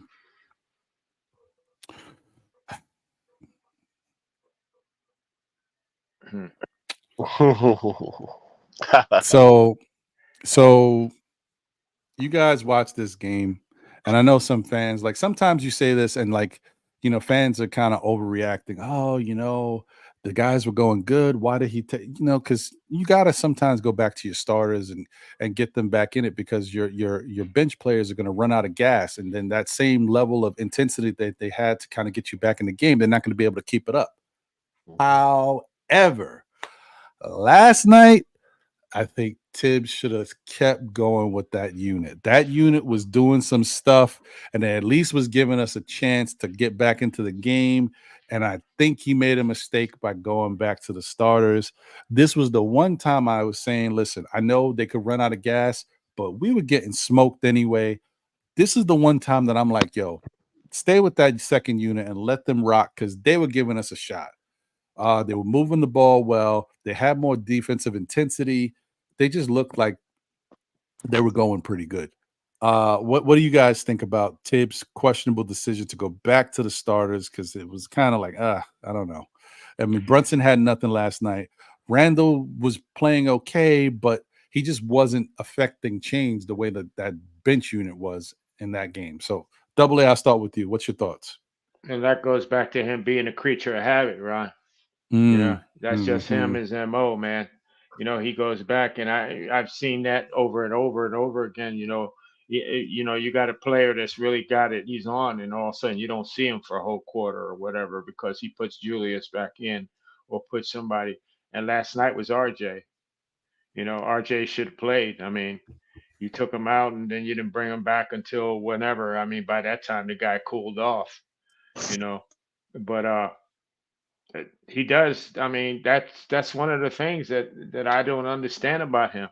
You know, he cost us a playoff game against Miami because he refused to capitalize Butler's injury.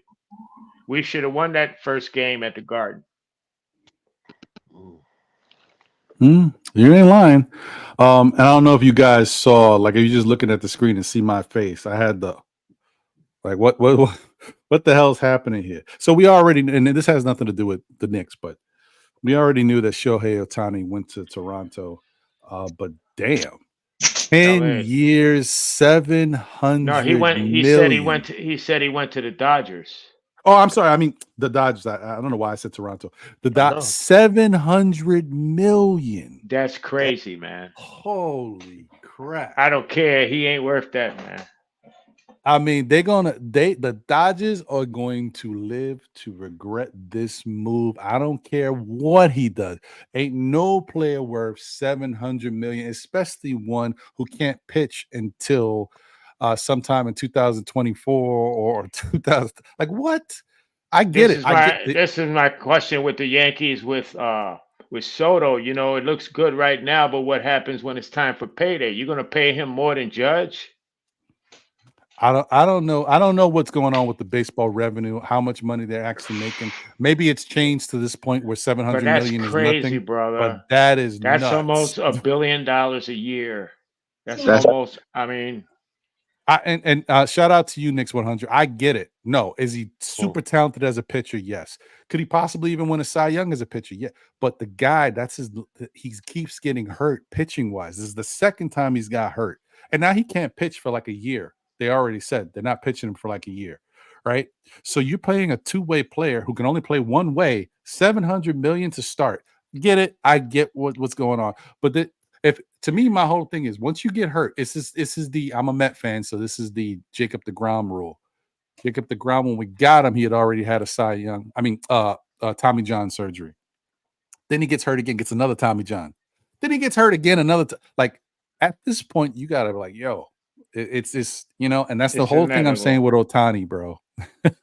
But you paid him $100,000 less than paying him twice as you're paying Aaron Judge. He's almost making twice as what Aaron Judge is making. Right. And don't get me wrong. I once again, I understand he's an incredible talent. I know he hits 40+ home runs a year. So I'm going to say, is he a $300 million guy? Yeah, I think he is. In today's market, the way they play, fine.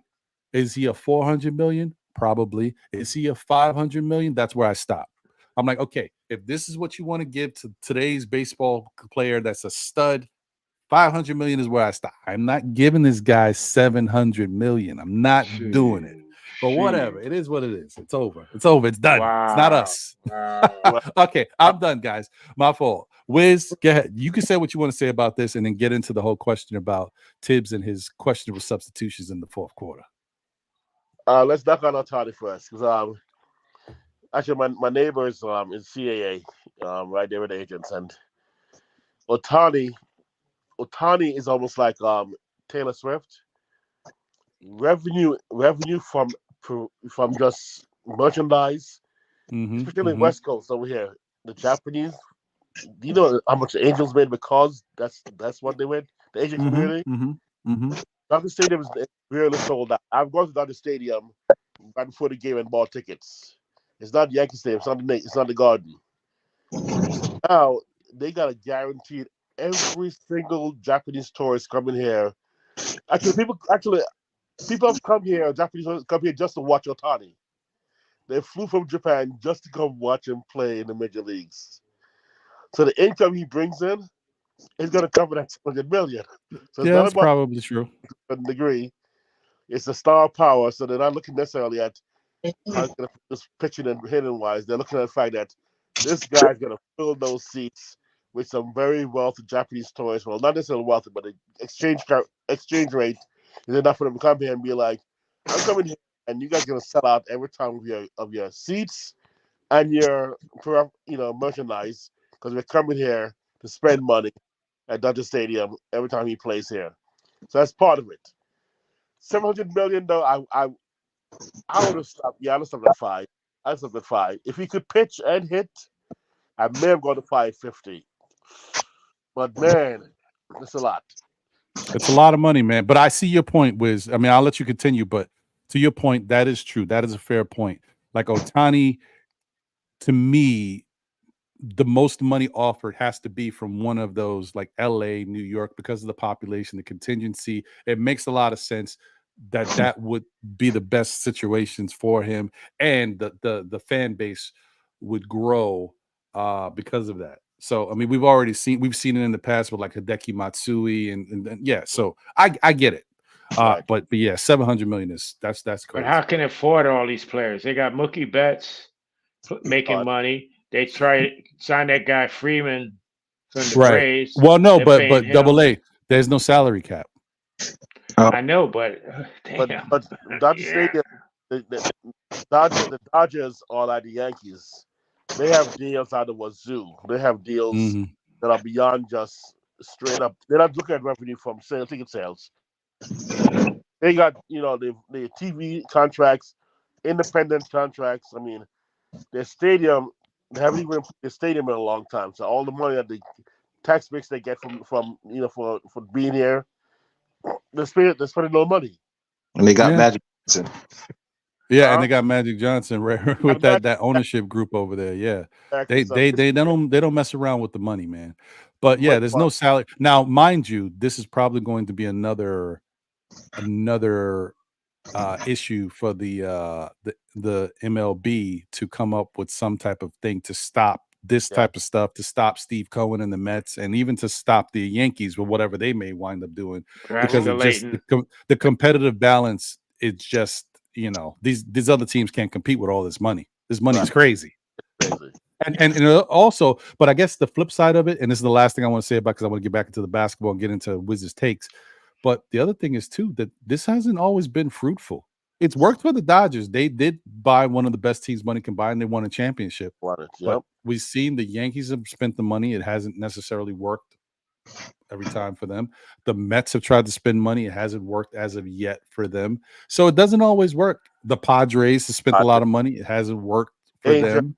Even the Angels. Yeah, the Angels too. So it's not what you spend, it's how you spend it. It's how you spend it. Because we get that all the time as a Yankee fan. Oh, you know, Cashman's a great GM. You in the playoffs all the time. I'm like, damn, you got almost a $300 million payroll. You should be in the playoffs every year.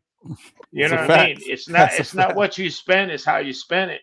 You know, who you spending on. Look at us, you know, we're right at the salary cap, right? We don't have any wiggle room on the Knicks, but you know, we don't have any superstars on this team. But we're at the salary cap. Yet you got teams like Golden State and LA where they have multiple superstars making max contract. It's how you spend it. Yeah. But all right, Wiz. They for San Francisco and Dodgers. I forgot them. The San Francisco is another big spender too. Crazy. I've gone to both stadiums, and the Asian community and those games are wild about baseball. That is the number one sport in Japan right now. You know, right? Baseball is the number one sport. So to be on the West Coast, people actually could fly here. It's easier for them to fly to the West Coast than to fly to New York. So they just hop over there, $14, boom. You know, stay a week or two, watch a few games, spend all their money, fly back home. That's their vacation. They plan the vacation around doing it. I'm just saying.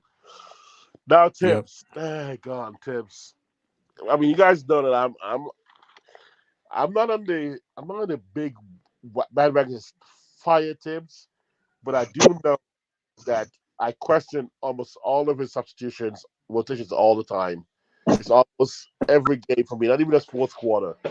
It's just something about him not seeming to be able to have his pulse on the team's, you know, energy and whatever they need. Something is off. We just can't quite. And again, like I said, creature of habits. He kind of wants us to go through a certain routine, a certain process. I don't look at the game sometimes, and you always wonder. I mean, the biggest, of course, is obvious not bringing guys out when the game's over, but it's also not seeing that. It's not even when a guy's hot; it's when a guy's cold. You put him back in because he's supposed to be in at that time. I mean, that part just drives me nuts when I'm like, you can see his game is off. You can talk to him and just say, hey, but that's part of the tips, communication, right? So, yeah, I question Thibs' communications and his substitutions all the time. I think it's a consistent process that is going to cause us to not make it past the first round or second round. Yeah, it's just one of those things. Kareem, what do you think about that whole thing? Like, do you feel like Thibs was in the right to do what he did, or do you think we should have kind of kept it going with what we had out there? I'm kind of half and half on it. We had everything going, but I prefer that he would have brought Brunson in instead of, Randall and all of them, because Brunson, he is the man. He is the leader of the team. So he's known for doing making some unbelievable shots and stuff. So I understand bringing Brunson in, but Randall, not so much. But it's crazy how our bench always managed to bring us back in the game. And he takes him out at the worst time. So, I just feel half and half on it, but I would have stuck with the bench. Yeah, and mind you that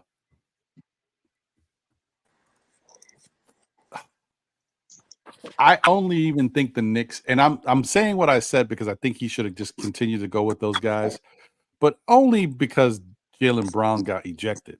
Jaylen Brown's in the game. The Knicks ain't cutting into it the way they was cutting into it, and the game's over. But Jaylen Brown leaving kind of took a little momentum away from Boston. The Knicks was kind of getting back into it. Boston was kind of upset and hot with the refs. It was a great time to kind of pounce, you know what I mean? Like to keep it going, you know what I mean? But if Jaylen Brown was still in there, at that point, I don't think it would have mattered so much. But it is what it is, and just another opportunity going back to you cannot continue to let yourself get into a hole if you're trying to win a game. You can't come off with a bad first half. You definitely cannot allow your team to get smoked in the third quarters and try to rebound and bring it back in the fourth quarter against a good team, especially because they're not going to just let you back in. They're going to try to do what they can do to hold you off. Once they get that lead, they're going to try to play to that. Like, the Knicks just have to kind of go back to, I don't know what they did to fix it, because, you know, eventually we fixed it. We went from having those bad third quarters like Double A was mentioning, when we're up 20 and getting smoked all of a sudden. I don't know what we did to fix it. I can't quite remember what changed. Josh Hart, or whatever. Josh Hart. But well, maybe, but you know what? But we don't have maybe. him. We don't have him playing in that position anymore. Maybe. He's playing out of position. Yeah, but we need to go back to whatever that was.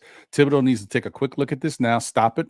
He might see the thing with Thibs. He might say this is only because we played two teams that have stretch bigs that took Mitch out of his spot and put us in a position where we can't get into our normal sets. He might look at it that way.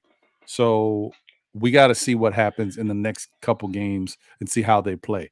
But if I'm not mistaken, we've been having some funky third quarters recently against all types of teams. So it's not just these teams that the third quarters have been kind of funky. So he just needs to kind of get back into the drawing board and figure out how to get the guys on board, have them playing and understand that the third quarter is a necessity. Sometimes you got to start. I remember the Knicks started to kind of even let the second quarter go a little bit to focus on the third. When we come off the halftime, we're gonna lock down in the third. I'm not saying that's right either, but they need to clamp down, man. They need to start these games off. They need to start these games off well.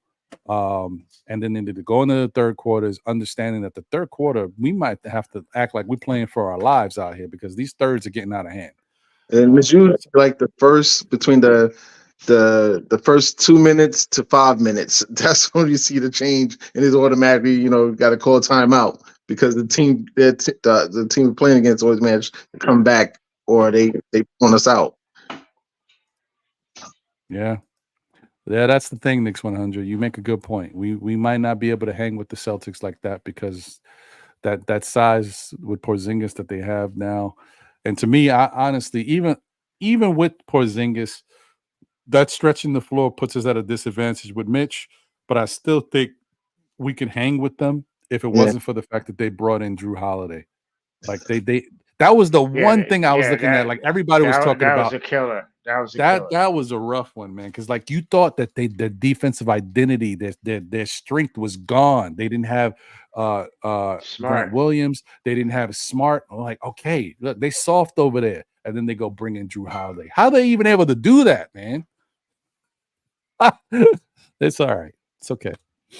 And remember, they start a stretch five, but then they bring a stretch five off the bench too. And Horford. Yep. Yeah, and Horford's still doing it both for at them. the same time too. So they're playing both of them Twin Towers stretch five. That's crazy. Yeah. This is Way. Well, I'm gonna say that again. You broke up a little bit, Kareem. What'd you say? Yeah, Kareem. I said they always manage to fall up. Mm-hmm. Yep, exactly.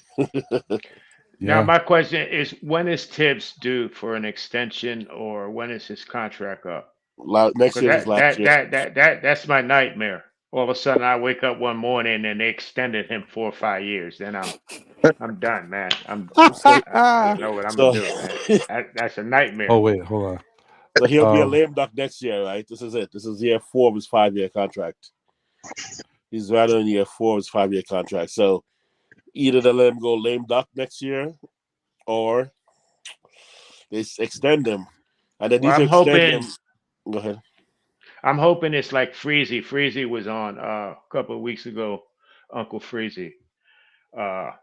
He had mentioned that they're grooming Bryant, and this is why Johnny Bryant ain't interviewing with other teams for the head coach position, any openings, because he's been promised, and he's Thibs' successor. You know, sooner than later, I hope. Yeah, that's what they say. We'll see what happens, man. I'm not holding my breath because I never know with this Knicks team. Hopefully tomorrow, hopefully today, somewhere in the announcement today.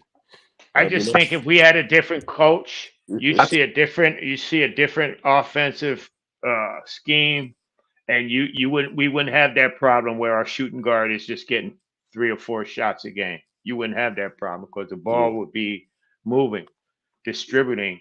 You know, we have an ISO heavy coach. Is Randall. I mean, that's ISO. You know, that's the only play he calls. You know. Well, we also wouldn't have wouldn't have 6'4" guys in our rotation. Is it 6'4" guys? I don't know, but I will say, and shout out to Flow Hypnotic. I mean, that's the whole thing. Like, who's replacing Thibs? Is Johnny Bryant the answer? Who knows? A lot of these offensive sets we run, maybe they're already coming from Johnny Bryant. Defense is always going to be an issue. I don't know. I don't know what's going to happen with that. We're going to have to see. Shout out to you, Flow Hypnotic. Shout out to CC, my guy Cartagena in the building as well. Appreciate you. Like, I don't know. Shout out to my guy Woogie, the Woogie-yak in the building earlier. Don't know. What about Bodenheiser? Did he hook up with another team? I don't think. I think he might still be available, and you know, he might be taking a mental health year because of everything that's gone on with the loss of his family member, and then kind of being let go by them.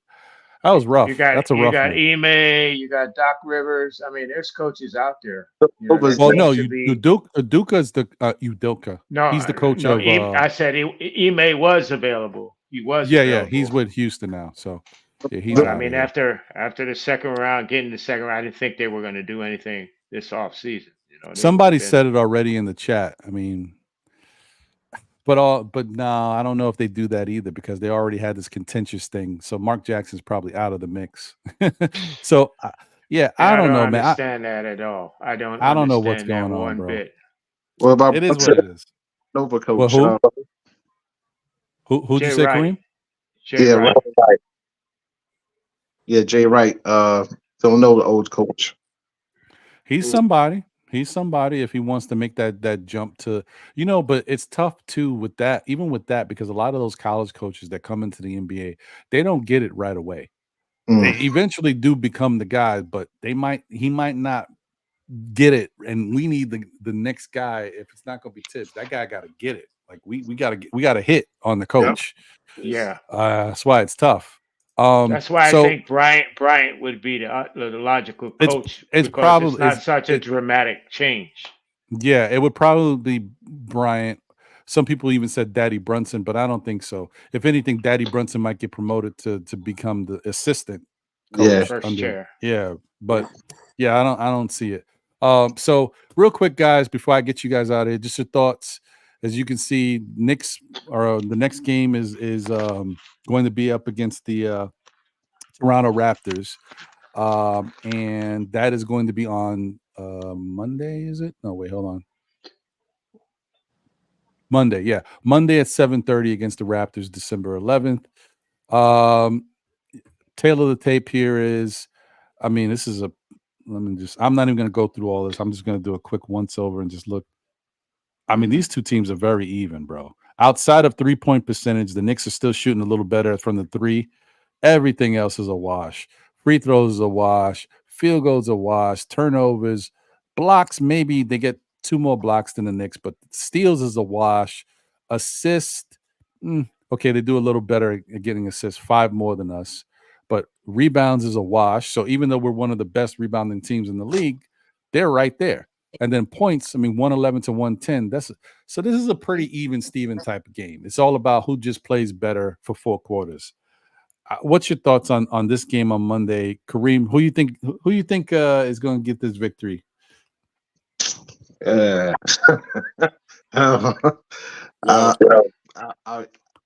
want to see them. I hope they bounce back, and I think they'll give the Raptors a run for their money. Right. Okay, and then even look with points in the paint. Obviously, the Raptors shoot more points in the paint, a little bit more, but that's because we've been shooting better from the outside. Second chance points, 16 to 14. We're doing a little better there. And then fast break points, 16 to 14. They're doing a little better there. That's weird, but it is what it is. Okay. Yeah, Wiz, what's your thoughts? Well, what scares me is this. Last game we played them, they out-rebounded us 48-43. Mm. They outshot us 100-90. Mm. What they did fail on is they shot 19% from three. They only hit 6 of 32 shots. We won by 13. But if they even shot even just below their average, that means all you need to do was if they did 6 more shots, from three, and went 12 for 32, which is not out of possibility, they win the game. So they were so bad in 3-point and perimeter that they gave us the game because they couldn't hit a shot from three. Mm. That worries me a lot because that's tough to watch a team that literally only hit 6 threes be 3-point shots away from being in the game. So I think we got him because I think the tough Boston and Milwaukee games, slap us around a little bit. I think the move with Grimes in the second lineup and therefore coming back, and then of course the maturity of Donte will adjust enough to be a plus from Grimes in the started, and Grimes in the second team will kind of break even what Donte was given there. So that combination should keep us above. So I'm going to call Knicks winning this, but not dominating. So I think we could win by 5 to 8 points. Okay. All right. I mean, I'm looking forward to once again, I'm going to go back to that same matchup once again, even though they're probably not going to play each other as much, especially with Donte started. I still want to see the Scotty Barnes Grimes thing. I want Grimes to get busy. But we'll see. Double A, what's your thoughts? You're not looking, are you? Oh, wait, hold on. Not looking, are you? I was looking at reason being, you fellas forget one thing. Jalen might not play. If Jalen don't play, we don't have a chance in hell. Oh, right. That's a good point. That is a good point. Good point. If Jalen don't play, we don't have a chance in hell. He's the one single-handedly kept us in that last game against them, man. But here, this is one of those moments, right, where Jalen don't play, IQ goes to the starting lineup. Yeah, IQ gets what he wants. IQ is not Jalen. He is not. He is not. And the Raptors are one team I think are playing below their talent. They're not playing to their talent, and they have they have a strong squad all the way. They got a strong starting five. I mean, they have a good bench too. Their bench comes in and kills us, especially that one lizard-looking guy. Forget his name. He the real Bouger. He has some kind of French name, but the guy kills us, man. He just kills us on the boards. He hits threes, and they got a tough Boucher. That's who it is. But we don't have Brunson. I see us losing. Don't want us to lose, but no, I hear you. That's that. Yeah, thanks for bringing us back to reality, man. Because I did forget about that. Like, I'm still thinking like Brunson's going to be out there, but there's a chance that he's not out there. A really big chance, actually. At least to give him a little bit of rest to kind of. A high ankle sprain is bad. Yeah, and he was hurting. They said he was hurting really bad coming off the court. And Jalen is a tough guy, man. Yeah. But you want to see Scotty Barnes against Grimes again, Rod? Yeah, because I want Grimes to be able to kind of make up for how we looked in that last game, and the fact that that's some bulletin board material, man. That stuff stays with an athlete. You're gonna try to tell me I'm not him? You kidding me? We going at it, B. I might have to snuff you for no reason. Oh, what happened? What happened? What happened, Ron?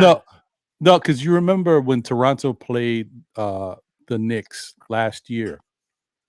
And Scotty Barnes was going at it with Grimes, and just in Grimes was playing good in the game. He was playing good defense, but Barnes didn't like the way Grimes was trying to play defense, and tried to basically tell him, he's like, "You are not him." He told him to his face, "You are not him." And ever since then, they haven't had a chance to play each other until this last game. And we already know how that last game went. Scotty Barnes came out and put up the numbers, and Grimes looked terrible. So it wasn't good. So I don't want to see Grimes go into this game against Scotty Barnes in Toronto again and not at least step up and play a little better. Even if he plays the way he played last night, fine. Just don't give me a donut or Right. I think was it 4 points or was it even a donut? I don't remember what he did, but it was horrible. Yeah, Yeah, Barnes is a very aggressive person. He has that is. aggression we wish Grimes had. He's just an aggressive player. And he's got the size. He's really perfect Yeah. fit. I mean, if we Yeah. could get Scotty Barnes here. Yeah. I do. Yeah. I do want to say the only payback Grimes had was last year in the All-Star game when he was lighting it up. Right. Barnes. Yeah. That's a good point. That's how I know. Yeah. I know for sure that it's something is more to Grimes than what we see, but he just haven't given that opportunity. Yeah, I mean, I think that's the thing, Kareem, and I think Knicks fans all like real fans of basketball, if you're a Knicks fan or not, you do know that if you take Quentin Grimes out of this Knicks system that's congested with 6'4" guards and other people that are going to get the touches before him, put him somewhere else, throw him to Detroit, he's going to get busy. Grimes ain't going to keep doing what he's looking like here. He's going to get busy somewhere else. So Go back to what I said in the beginning. Thibs is not using his players right. But and then that backs up what I say, and that causes them to be devalued and not worth anything. Right. Yeah, it's tough. Let me get my get back into focus here. What we doing here, folks? I mean, I don't know what's going on. Okay, all right, whatever. This is the best it's gonna be. It's not auto focusing. I don't know why. Let's try this one more time, guys. Look at all the wrinkles in the hand. That's a 46-year-old hand right there. Okay, all right.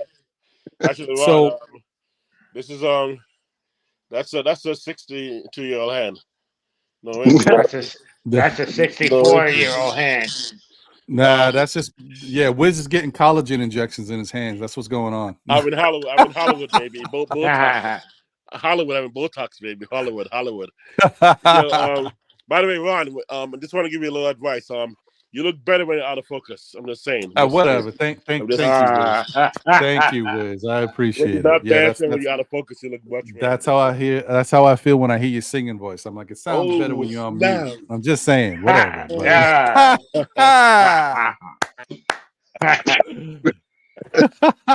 Oh man. Anyway, guys, listen, man. I appreciate y'all. Thank you for rocking with me, and you guys have been here basically the whole damn show. So I appreciate you guys being here. It's like I said, it's a pleasure, really, Big Ron. Man, it's real nice, and I listen. Shout out to Wiz for his salmon cooking Saturdays. I know he's taking time away from his daddy. His honey to-do list or whatever. Appreciate you, Wiz. Thank you to Double A. You can see Double A is looking. Double A, not only he invested in some headphones, he got himself a background. You know what I mean? Like I see Double A. He got the gear on. He's all set. New York. Why to make that?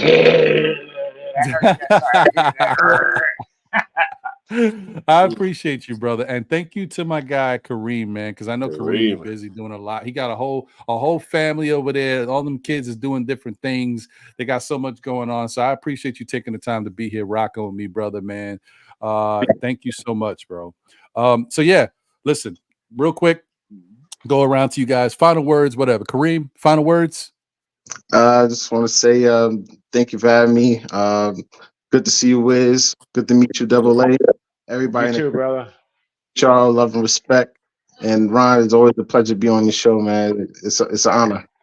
Yeah, man. Listen, I appreciate you, bro. I'm mad that we haven't been able to link up in person at one of the MBK events or anything. But hey, man, if I could see you on the panel, that's good enough, bro. I appreciate you.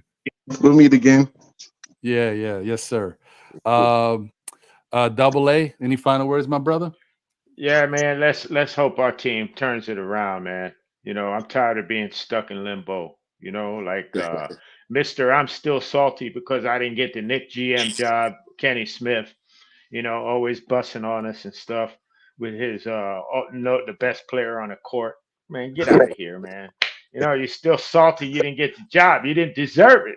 You know what I'm saying? You didn't deserve it. You know, stop hating, bro. Stop hating. Facts. You know? But And shout out to my guy Julian Blum. I don't think I said what's up to him earlier. My fault, Julian. I appreciate you, bro. But thanks, Ron, for always giving us a platform, man, to voice our opinion.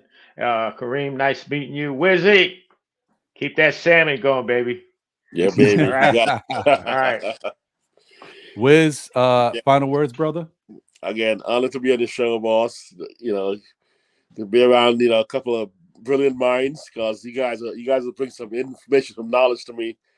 I had some doubts about our team. Every so often, I go through a little phase of going, we're not ready, we're not there, and I'm not totally sold that we're strong enough right now than we should be. But at least I got more optimism now when I talk to you guys and hear the possibilities of where we can be.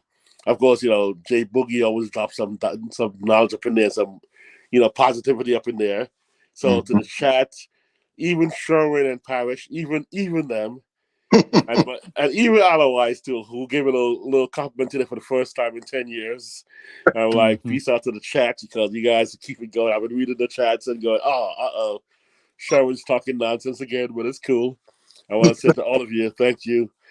And I think we got a game Monday, but I'm really concerned about us not making a serious move with some high risk. I'm not talking about selling the team out, but I think we have to.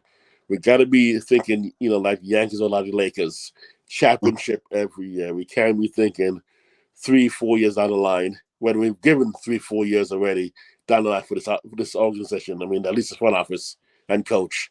But thanks again, Ron. You're the man. And, you know, even though you can't dance, you know, you still have that possibility. Keep the camera out of focus and we'll be even better. Appreciate you. Oh, Wiz, man.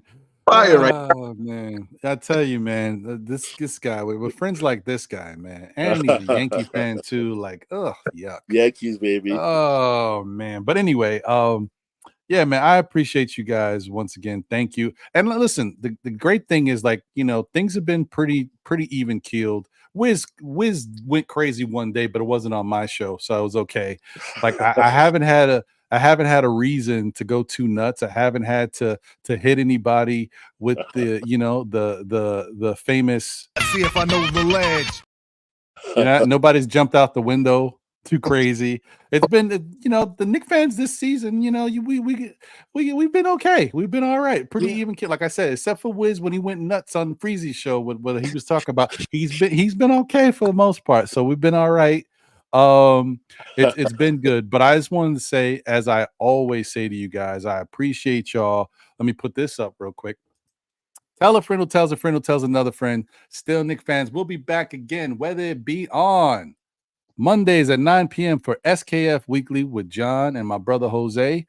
Thursdays at 8:30 p.m. for the NBA wrap-up. If you haven't checked out this past one, this past Thursday, me and Eru really went in on what was going on in the NBA.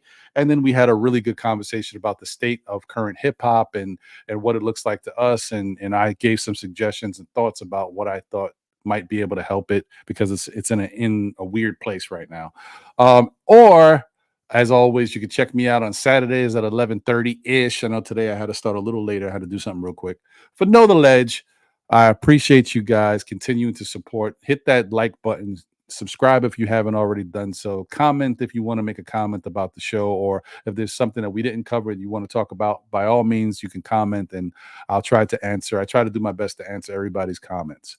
But thank you once again. I appreciate y'all. Have a great rest of your Saturday.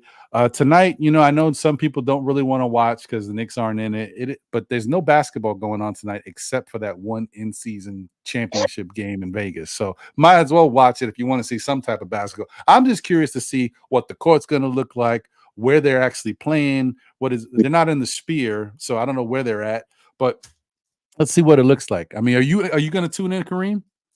I'm gonna have to, because I got LeBron on my fantasy team. Oh, yeah, you gotta see what he's doing, right? I hear you. And I got Halliburton on my fantasy team, so I gotta, you know, I'm gonna kind of have to know what's happening. So yeah. But all right, man. I appreciate y'all once again. Have a great rest of your day. We out of here. Salute.